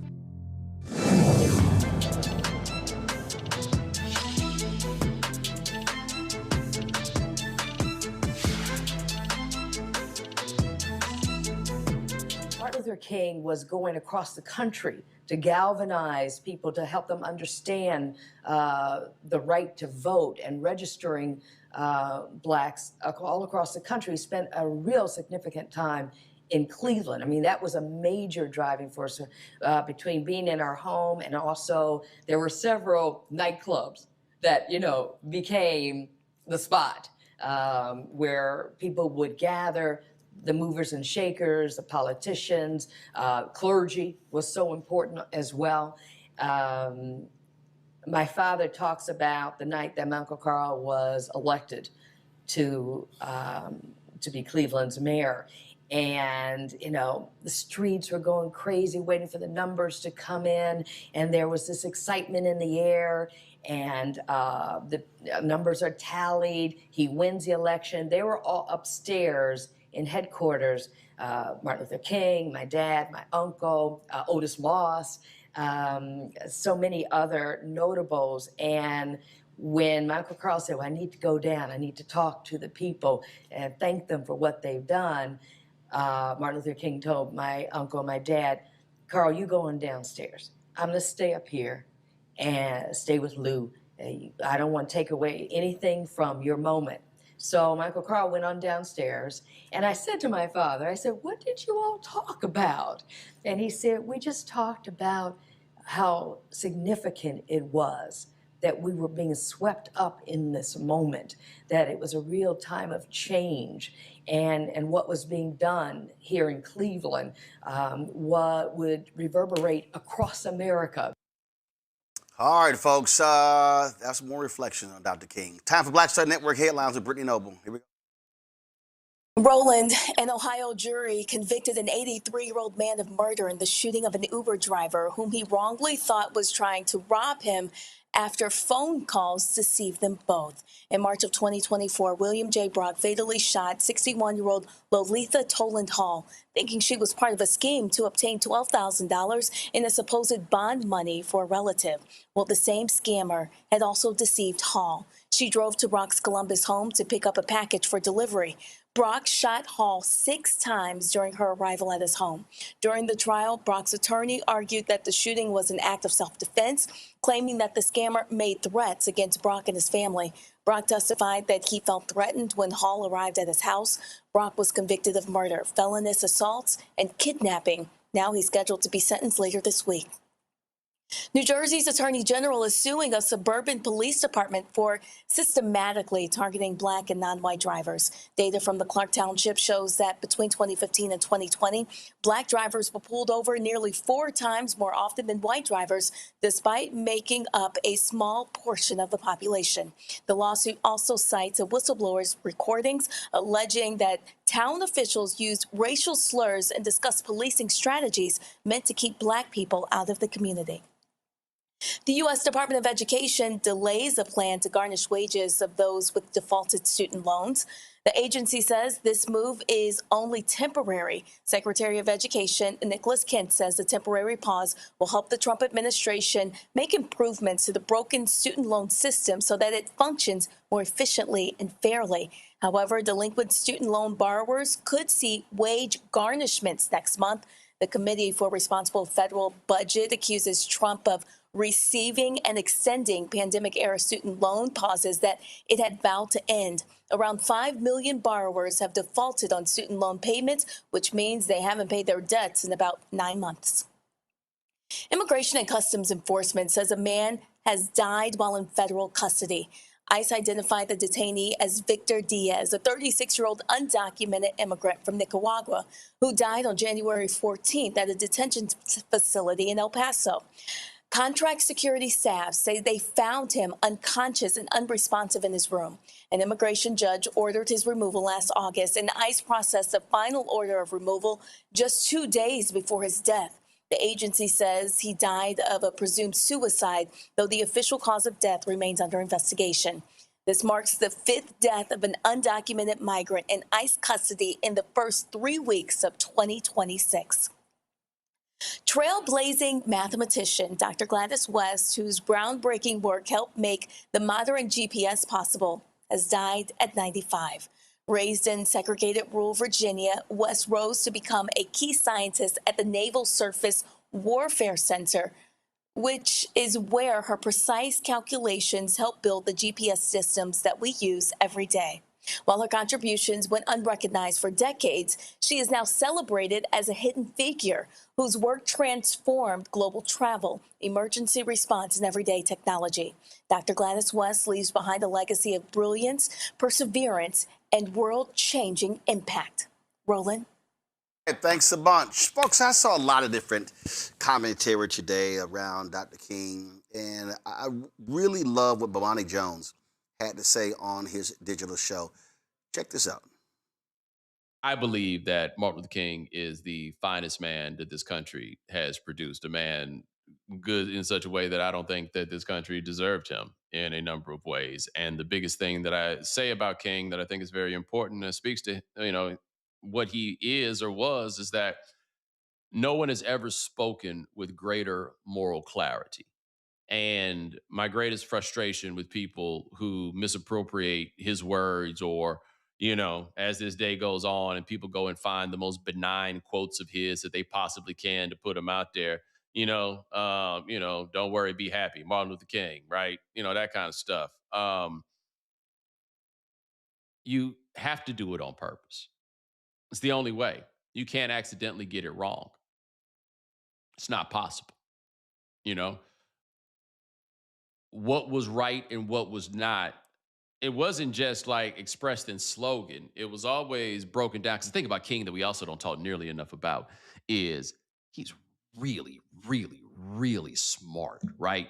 Like the logic on his stuff. Like if you were doing it with arrows, like A implies B, B implies C, all that stuff. The lines are always so clear. There's so little noise that surrounds it at every turn, right? Like it's so clear. It's always there. It's so resonant. And it makes you stop and realize, and this is part of why King was so effective. Like, do you realize how bad of a person you had to be to disagree with the things that he was talking about? Like how fundamentally rotten that you had to be? That's the only reason that this holiday ever got passed or anything else, is that it's ain't no leak in that ship, man. It's not there. It's not. And so with that in mind, I encourage you to go find anything that King has written. Chaos Our Community is the one that I typically recommend that people go to, and understand, man, he at every turn was confronting the problem of race and how we got there squarely, right? There were no punches pulled. There were no dirty punches either, but there were no punches pulled. He was always so straight ahead at this. And the greatness of King, to me, was another thing that was a settled matter. But we know that it is not. And we're going to have Howard Bryan on tomorrow to talk about his book that he wrote about Jackie Robinson and Paul Robeson. And they made Paul Robeson disappear. Like full on disappear. Like he never happened. Like it didn't, perhaps the most famous black man in the world in the 1940s. By the time he was dead in the 1970s, it's like he was never there. Like the memories of these people can be made to evaporate very quickly without a conscientious effort to keep them alive. Now, something that I think is important when I make that point is this, and this is for everybody, though it has I think it has a special, somewhat special, particular meaning for black people. They can change what they teach in schools. They can change the points that they use to decide is like some larger form of education. They cannot change what we teach each other. They cannot change what we preach on our own time. They can't do it. Everything I ever learned about black people, I learned for black people. It was never with any sort of expectation that I was going to learn this in school. It just wasn't it, right? And we have to keep that in mind more and more. And remember that at some point, it looks as though it is possible that we are going to have to teach each other again about Martin Luther King. And if we have to teach each other about Martin Luther King, I think it becomes imperative for a lot of us that we actually learn about Martin Luther King, because a lot of us depended on other people to give us that information. Nah, man, information's out there. Go out there, get it, be inspired, be blown away by what you read. But don't be sitting around waiting. We got to do what we got to do, is what I'm saying. Let's make sure we do it. The reason I wanted to play that is because Bomani is absolutely right. What I have consistently said, I said it in my speech to Columbus, Ohio, at the Columbus Education Association on Thursday. I said it at the City of Dallas's MLK program on Saturday, is that my big problem that I have is that consistently, when we have MLK events around his birthday, events during Black History Month, events centered around the commemoration when he was assassinated, that what we have done, white America, but even Black America, what we have done, we have allowed the gentrification of Dr. King. We have allowed the sanitized version of King to become dominant. We have stripped Dr. King of his radicalness. We've stripped him as a revolutionary. We've stripped him down to just being, oh, this nice, wonderful, cuddly teddy bear who just wanted all of us to just get along. The NFL announced that they're going to put in the end zones of the AFC and NFC championship game in the Super Bowl to commemorate Dr. King. They're going to choose love in one end zone, and it takes all of us in the other. We talk about I Have a Dream. Oh, I saw this post from former Commanders quarterback, of course, played at Baylor, won the Heisman Trophy, RG3. Oh, yeah, I saw his post, and he posted a photo of him and his mixed race family. And this is what he posted. Give me 1 second. I want y'all to see this here. So he posted this tweet. I have a dream that my 4 little children will one day live in a nation where they will be not judged by the color of their skin, but by the content of their character. Happy MLK Day. And so he has this photo here of him, his daughters, and his white wife. That's fine. But RG3, you do know that it was a whole lot more said earlier in that speech. You do know in that same speech that was a radical economic speech. You do know in that same speech he called out police brutality. In that same speech, he said America gave black folks a check stamped insufficient funds. King had a whole lot to say.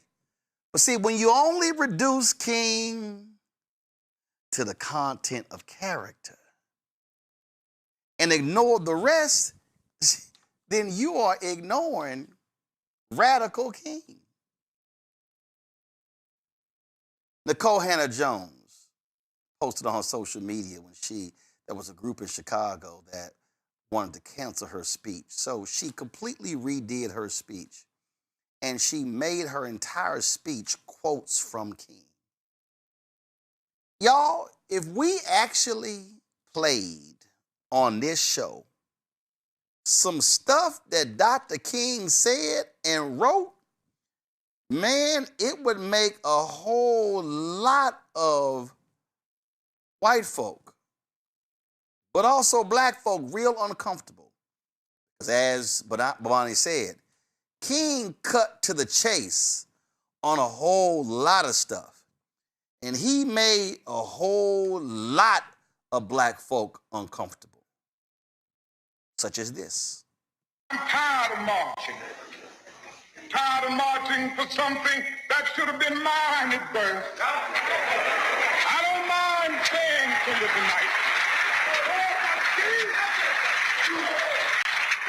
I don't mind saying to you tonight that I'm tired of the tension surrounding our day. I don't mind saying to you tonight that I'm tired of living every day under the threat of death. I have no martyr complex. I want to live as long as anybody in this building tonight, and sometimes I begin to doubt whether I'm going to make it through. I must confess I'm tired. Well, I don't know what will happen now. Now, see, they don't play that, but let me do this here. I'm gonna keep playing this mountaintop part, cause I need y'all to understand what we do even with this here. Listen. But it really doesn't matter with me now, because I've been to the mountaintop. I don't mind. Like anybody, I would like to live a long life. Longevity has its place. But I'm not concerned about that now. I just want to do God's will. And he's allowed me to go up to the mountain. And I've looked over and I've seen the promised land. I may not get there with you, but I want you to know tonight that we as a people will get to the promised land.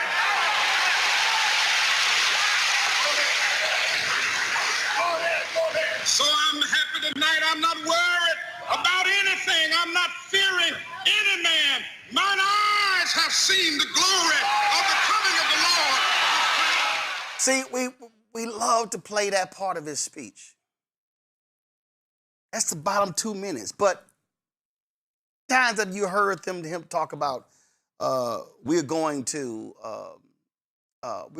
have economic withdrawal? How many times have you heard folk play that part of King? That the King was a radical. 1959, A. Philip Randolph, president of the NAACP, actually called MLK a radical. King scared America. Do you understand that 33% of America approved the King in his last year? See, this is what folk don't want to confront. They don't want to confront that King. Because, see, when that King speaks about being a militant, oh my God, they get scared because, see, you can't be a black militant. If you're a white militant, they call you a patriot. They call you a founding father. Not when you're a black militant. This is King speaking on that very issue of militancy. Well, I hope I'm militant. I think it is possible to be militantly nonviolent. Nonviolence can often be misunderstood, and I think this is what happens when one uses the phrase passive resistance, which is a good one, but it can be a misnomer at some points because it gives the impression that one is passive and doing nothing, wherein this is a very active method, a very powerful one, and it does resist. What we insist in the nonviolent movement is that in resisting the unjust system, and this should be done with all of one's might, but not with violence, and it should not be done with hatred. He's talking about militant, but that is not the King they want us to know. Because, again, the further you get away from King, then what you do is you get away from his death. That means that you are stripping him of what made him him, stripping him of him calling out America, challenging America in every facet. I'm going to play one more before I go to my panel. Listen. Be honest enough to tell you that I'm worried about America. Yeah. I'm worried about our nation because it's sick with racism still. Just think about the fact that we live in a nation which was founded on the principle that all men are created equal. And yet men are still arguing over whether the color of a man's skin determines the content of his character. And I believe that the Lord told me to say to the United States of America that is sick with militarism and is sick with excessive materialism. Have you ever thought about it? There are between 38 and 50 million people in the United States of America who are poverty-stricken, making income less than the poverty level. And yet, this is the richest nation in the history of the world. Our national gross product this year will go beyond $800 billion. And yet there are between 38 and 50 million people who are poverty-stricken. Now, something wrong. A lot of people are afraid to say it. But I don't mind saying it. You see, somebody said to me the other night, don't you think, Dr. King, you are going to have to start speaking more in terms of the administration's policy? Because since you started talking against the war in Vietnam, it's hurt the budget of your organization, and people who once respected you don't respect you anymore. And I had to look over and say, sir, I'm sorry, but you don't know me. I'm not a consensus leader. I don't determine what is right and wrong by looking at the budget of my organization, and I don't determine what is right and wrong by taking a Gallup poll of the majority opinion. And so because there's something wrong, our struggle must continue. And what we must see is that our nation's summers of riots are caused by our nation's winters of delay. I'm gonna start with you, Congo. That's the king that Bermani is talking about.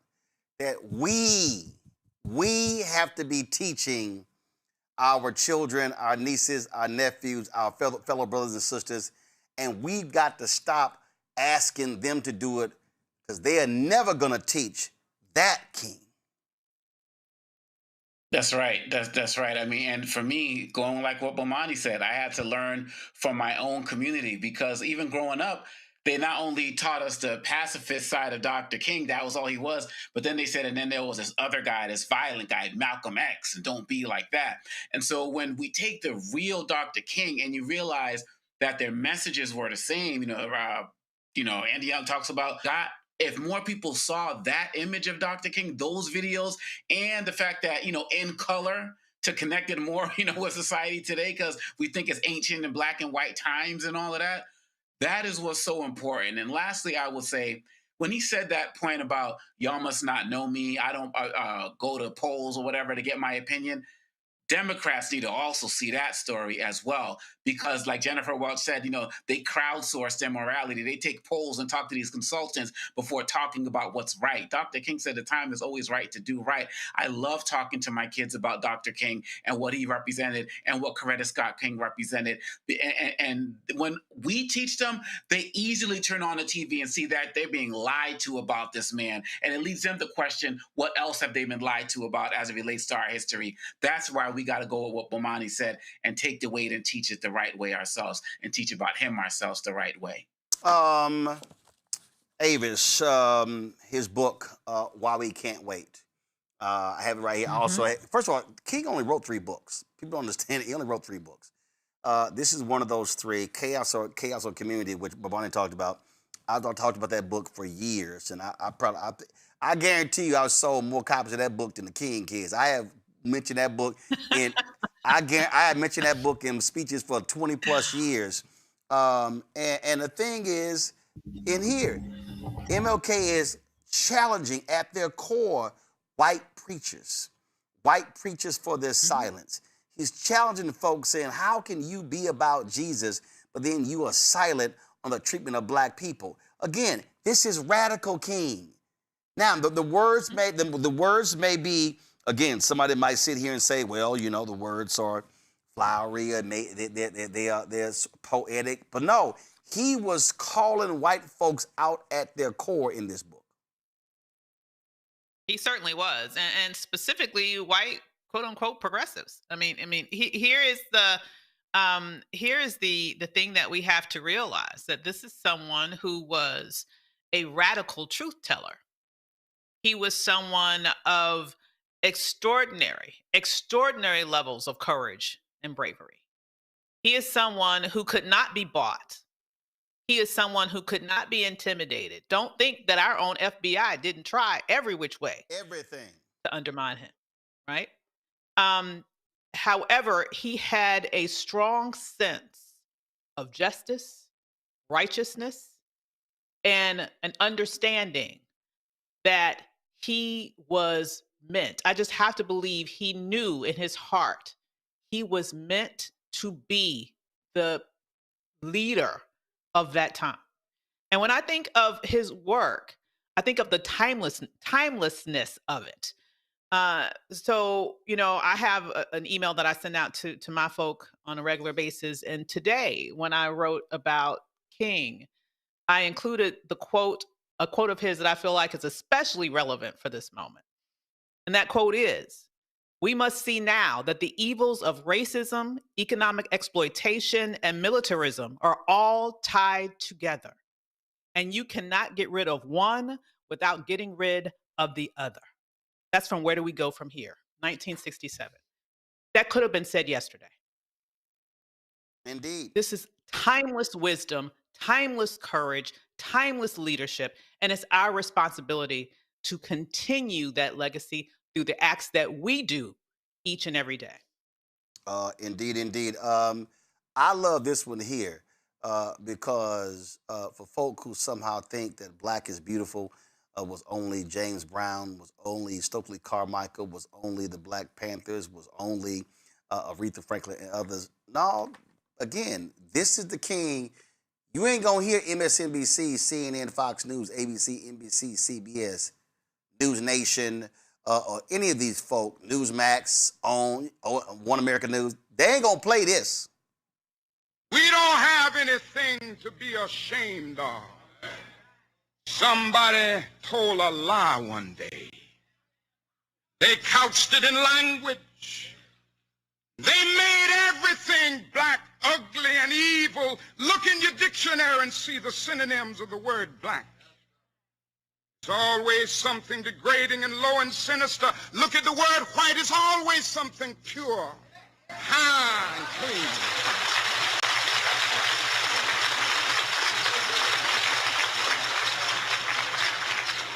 But I want to get the language right tonight.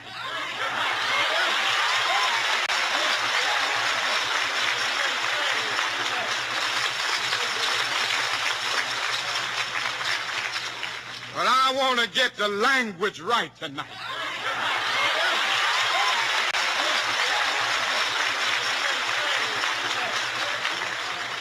I want to get the language so right that everybody here will cry out, "Yes, I'm black. I'm proud of it. I'm black and beautiful." Cameron, that ain't AI. Let me, before I go to you, I do want to read this. This is from Why We Can't Wait.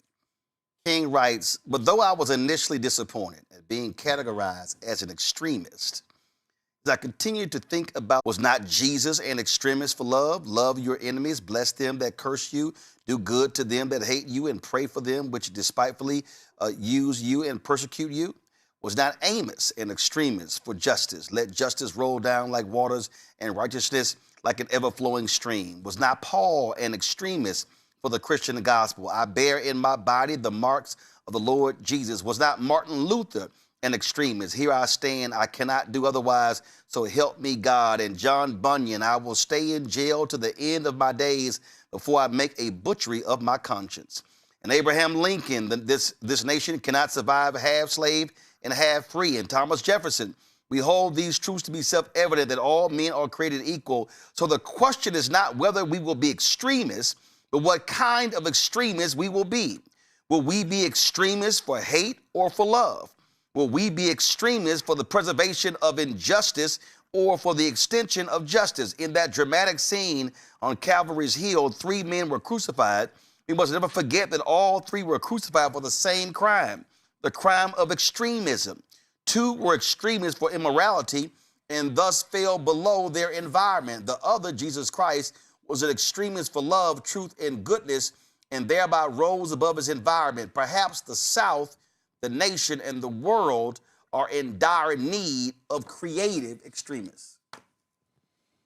I wish we had a few more extremists who took on some of those, like I said, extremists for love, extremists for justice. As we were thinking about quotes, and especially in this, and we had so many different politicians on who like to pull like some of the highlights and quotes from Dr. King. But there's something Dr. King was working on, the Poor People's Campaign, and he was organizing around trying to end poverty, as you mentioned, as you showed in some of your quotes there. And I think one that really strikes me, and that when I think about how we win back the House, or how politicians really need to focus on, is on poverty. Where do we go from here? He said, "I'm now convinced that the simplest approach will prove to be the most effective. The solution to poverty is to abolish it directly by a now widely discussed measure, the guaranteed income." And when I think about some of the biggest political movements, definitely on the progressive side or on the Democratic side, the Bernie Sanders of the world, getting universal basic income, something to end poverty, because everything is showing us prices are going up. We're more and more people, black folks, everybody is being united by something that things are costing too much, affordability. However you package that, and the fact that that was something that was so poignant and so focused of King, even right up until his death, is something that I think we need to draw back on and really understand how he was able to speak about that and how he was able to focus on that. If we really think we're going to take back and kind of lift not just black folks up, but lift all of us up. Well, do understand, folks, one of the reasons why we did this show today the way we did it is because we know you are not going to get this much blackness, even on this day, on all those other networks combined. Matter of fact, I used to hate going on CNN on this day. Roland, do you believe that if Dr. King was here, that he would not be happy that his dream is not being fulfilled? They were all fixated on that question. I couldn't stand that. It was just dumb to me. In fact, there was one network that reached out to me that wanted me to come on to talk about the story that Cameron mentioned, young folks as they get further away from the civil rights movement. I was like, really? Out of all the black stuff that's happening today, y'all want to talk about that? But they canceled me because they got an interview with the coach of the Indiana football team because the national championship is being played tonight. So that tells you right there what priorities are. But this 2-hour show here is a perfect example of why black-owned media matters. We don't take King Day off for this very reason. Because we know these other networks, they're not going to play, they were not going to stream the MLK Memorial wreath-laying ceremony. We did. They weren't going to stream all of the Ebenezer Baptist Church event. We did. They were not going to pull the interviews that we have of these civil rights luminaries that we actually have in our archives. In fact, right after this show, y'all got to stick around because we're going to be running a lot of these interviews. And after this show, the first one up is Zernona Clayton, Secretary for the Southern Christian Leadership Conference. When she joined SCLC, she traveled the nation with Coretta Scott King as her aide. When Dr. King was assassinated, it was Zernona Clayton who was in the bedroom with her as she took calls and visits from world leaders. She talks about the last conversation with Dr. King driving him to the airport when he went to Memphis. She talks about the aftermath. Wait till you hear her talking about climbing into the casket to reapply his makeup because the funeral home did an awful job. but she talks about this important history. And see, this is why we did this. You gotta understand something. We'd gone to Atlanta and we did interviews with C.T. Vivian. And then what we did was, the show got canceled, and I was sending them emails saying, hey, King's commemoration of the assassination is coming up. This was April 4th, 2018. And I kept saying, what are we doing? What are we doing? I wasn't hearing back. I sent emails in February. What are we doing? So finally, I decided to take it upon myself and spend $30,000 of my own money. And we went to Atlanta and interviewed Juanita Abernathy. I gave a speech in Buffalo, New York, and we traveled to Ithaca, New York, where there was a nursing home for retired Cornell University staffers. And we interviewed Dorothy Cotton. We hopped on a plane and went to San Francisco and went to Stanford, interviewed Clarence Jones, Dr. King's attorney, who helped him write the March on Washington for Jobs and Freedom speech, the I Have a Dream speech. In fact, I talked to Clarence today. He turned 95 years old a week ago. We talked to Claiborne Carson, who led leads the King Center at Stanford University. We went to Memphis and talked to Bill Lucy. Lucy died last year, labor leader. We went to Los Angeles and talked to Dr. Lawson, an amazing figure. We did that. We did it because the voices needed to be recorded. Talked to Lori Stokes when the book came out. Her father was Carl Stokes, Reverend Jackson, Andrew Young, John Lewis, Eleanor Holmes Norton. We did that because we needed their voices. To listen to Reverend Jackson talk, he doesn't sound that way today. Dorothy Cotton, we interviewed her in February. The last words I said to Dorothy, I'll see you in Memphis. She says, Roland, I'll see you in Memphis. She never made it to Memphis. She was too ill. She died in May. Y'all, this is why Black-owned media matters. Our ability to record these stories and to share them and to have them and to be able to preserve them and then be able to replay them year after year and make them available, that's why it matters. I don't care. See, people have asked me, man, if MSNBC and CNN, one of these networks, that came and offered you a show, I'm like, no, because if I can't own it and control it, I don't want to do it. It doesn't matter if they want to pay me $2, $3, $4, $5 million. Because see, if you own and control the product, then you are able to share it with the public. So you need to understand that we don't just do these shows the way we are just because. So when I'm talking about why it's important to help us fund this, we don't have millionaires and billionaires. We don't have these ad agencies dropping millions of dollars on us to do what we do. And I have said for a long time, Black America will rule the day. And we don't have Black-owned media. I was told the other day, Essence laid off 28 people last week. 28 last week. I've said it, Ebony, pretty much an Instagram page. They hired Cora Murray to try to generate more content, but y'all need to understand something. We are in trouble if we do not have Black-owned media that centers Black America. White mainstream media, they'll talk about Dr. King today only because it's the holiday. And they'll give it a little time. People are hitting me up, say, what are your Black History Month plans? I said, we have none. Because we do Black History every day. What are your plans for Black Music Month? None, because we do Black music every day. This is about centering us. More importantly, not asking for permission. Let me thank Ome Congo, Avis, Cameron for being on today's show. I appreciate it. Folks, be sure to share this show. Share what you heard from here. And when I ask you to join our Bring the Funk fan club, it's more than 2,000 or 3,000 of you watching right now on YouTube and the app. And if you have not contributed to our show, you should. Because I'm telling y'all right now, the stories don't get told.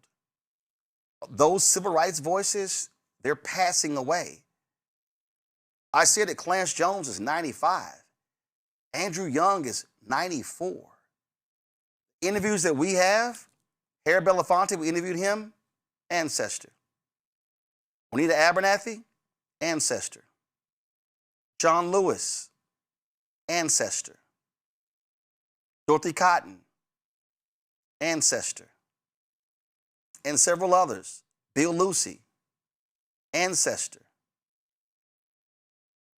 This is about preserving our history, next generation, be aware of that history. If you want to support us, please do so. There were some people who gave today, and I appreciate it.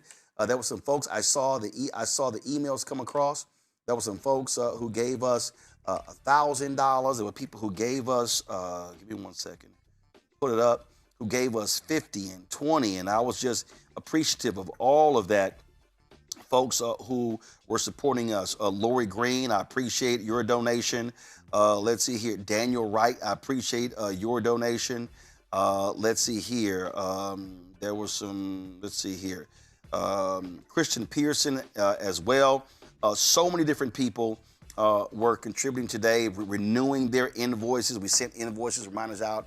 And so, folks, I tell you, if 20,000 of our fans, viewers, whatever, contribute to our show, a minimum of $50 each a year, it raises $1 million. It offsets the $195,000 a month it costs for this show, this studio, this network. This Saturday, we're shooting 2 episodes of our upcoming health show, Second Opinion with Dr. Ebony Hilton. January 26th, y'all, next Monday, we debut our daily noon news show with Brittany Noble.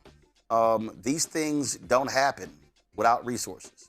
Your contributions are critically important. So please, we want you to support us. If you want to give to us via Cash App, use the Stripe QR code. You see it right here on the screen. That's for also credit cards as well. Checks and money order. You can make it payable to you. We take those. Hey, it's cumbersome to go through all of that, but guess what? The money still deposits. Checks and money order, make it payable to Roland Martin Unfiltered, P.O. Box 57196, Washington, D.C. 20037 7-0196. PayPal is R Martin Unfiltered, Venmo RM Unfiltered, Zelle, Roland at RolandSMartin.com, Roland at RolandMartinUnfiltered.com. Download the Black Star Network app, available on Apple phone, Android phone, Apple TV, Android TV, Roku, Amazon Fire TV, Samsung Smart TV. You can also, of course, if you want to get our Roland Martin Unfiltered Black Star Network swag, go to shopblackstarnetwork.com, shopblackstarnetwork.com. And so you can get our t-shirts, our hoodies, and all that good stuff. And of course, we support Black-owned companies. And as you see, all of these products that you see right here are available at shopblackstarnetwork.com. All of these products right here at shopblackstarnetwork.com. So you see these dolls, you see these STEM dolls, you see chips, we got salsas, we got all kind of different stuff, car wash stuff, we got candles, we've got Black-owned toilet paper, we got HBCU shirts, we've got watches, we've got, of course, skincare stuff. All of that stuff is available at shopblackstarnetwork.com, shopblackstarnetwork.com. And don't forget, you also have download the app Fanbase. And guess what? We're almost there. Raised $17 million, less than $100,000 left. If you want to invest, go to startengine.com/fanbase. All right, folks, when I was looking for an MLK shirt, I realized I didn't really have a lot, but this was when I gave the keynote address in San Antonio. Y'all realize San Antonio has the largest annual MLK parade that takes place? That's right. So I spoke when they had their 50th anniversary, and so I just want to go ahead and rock this. And so the folks in San Antonio, keep up having your MLK Day Parade. Folks, that's it. Again, coming up, an amazing conversation with Sonona Clayton, who worked with Dr. King and Coretta Scott King, and then over the next several hours, many more of our civil rights luminaries who knew and worked with Dr. King.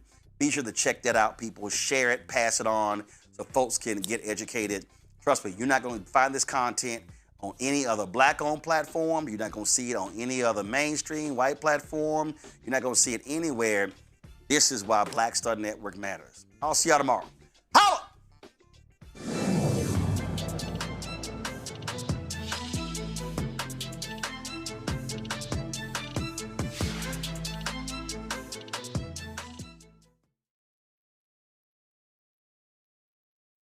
Time to spend some money.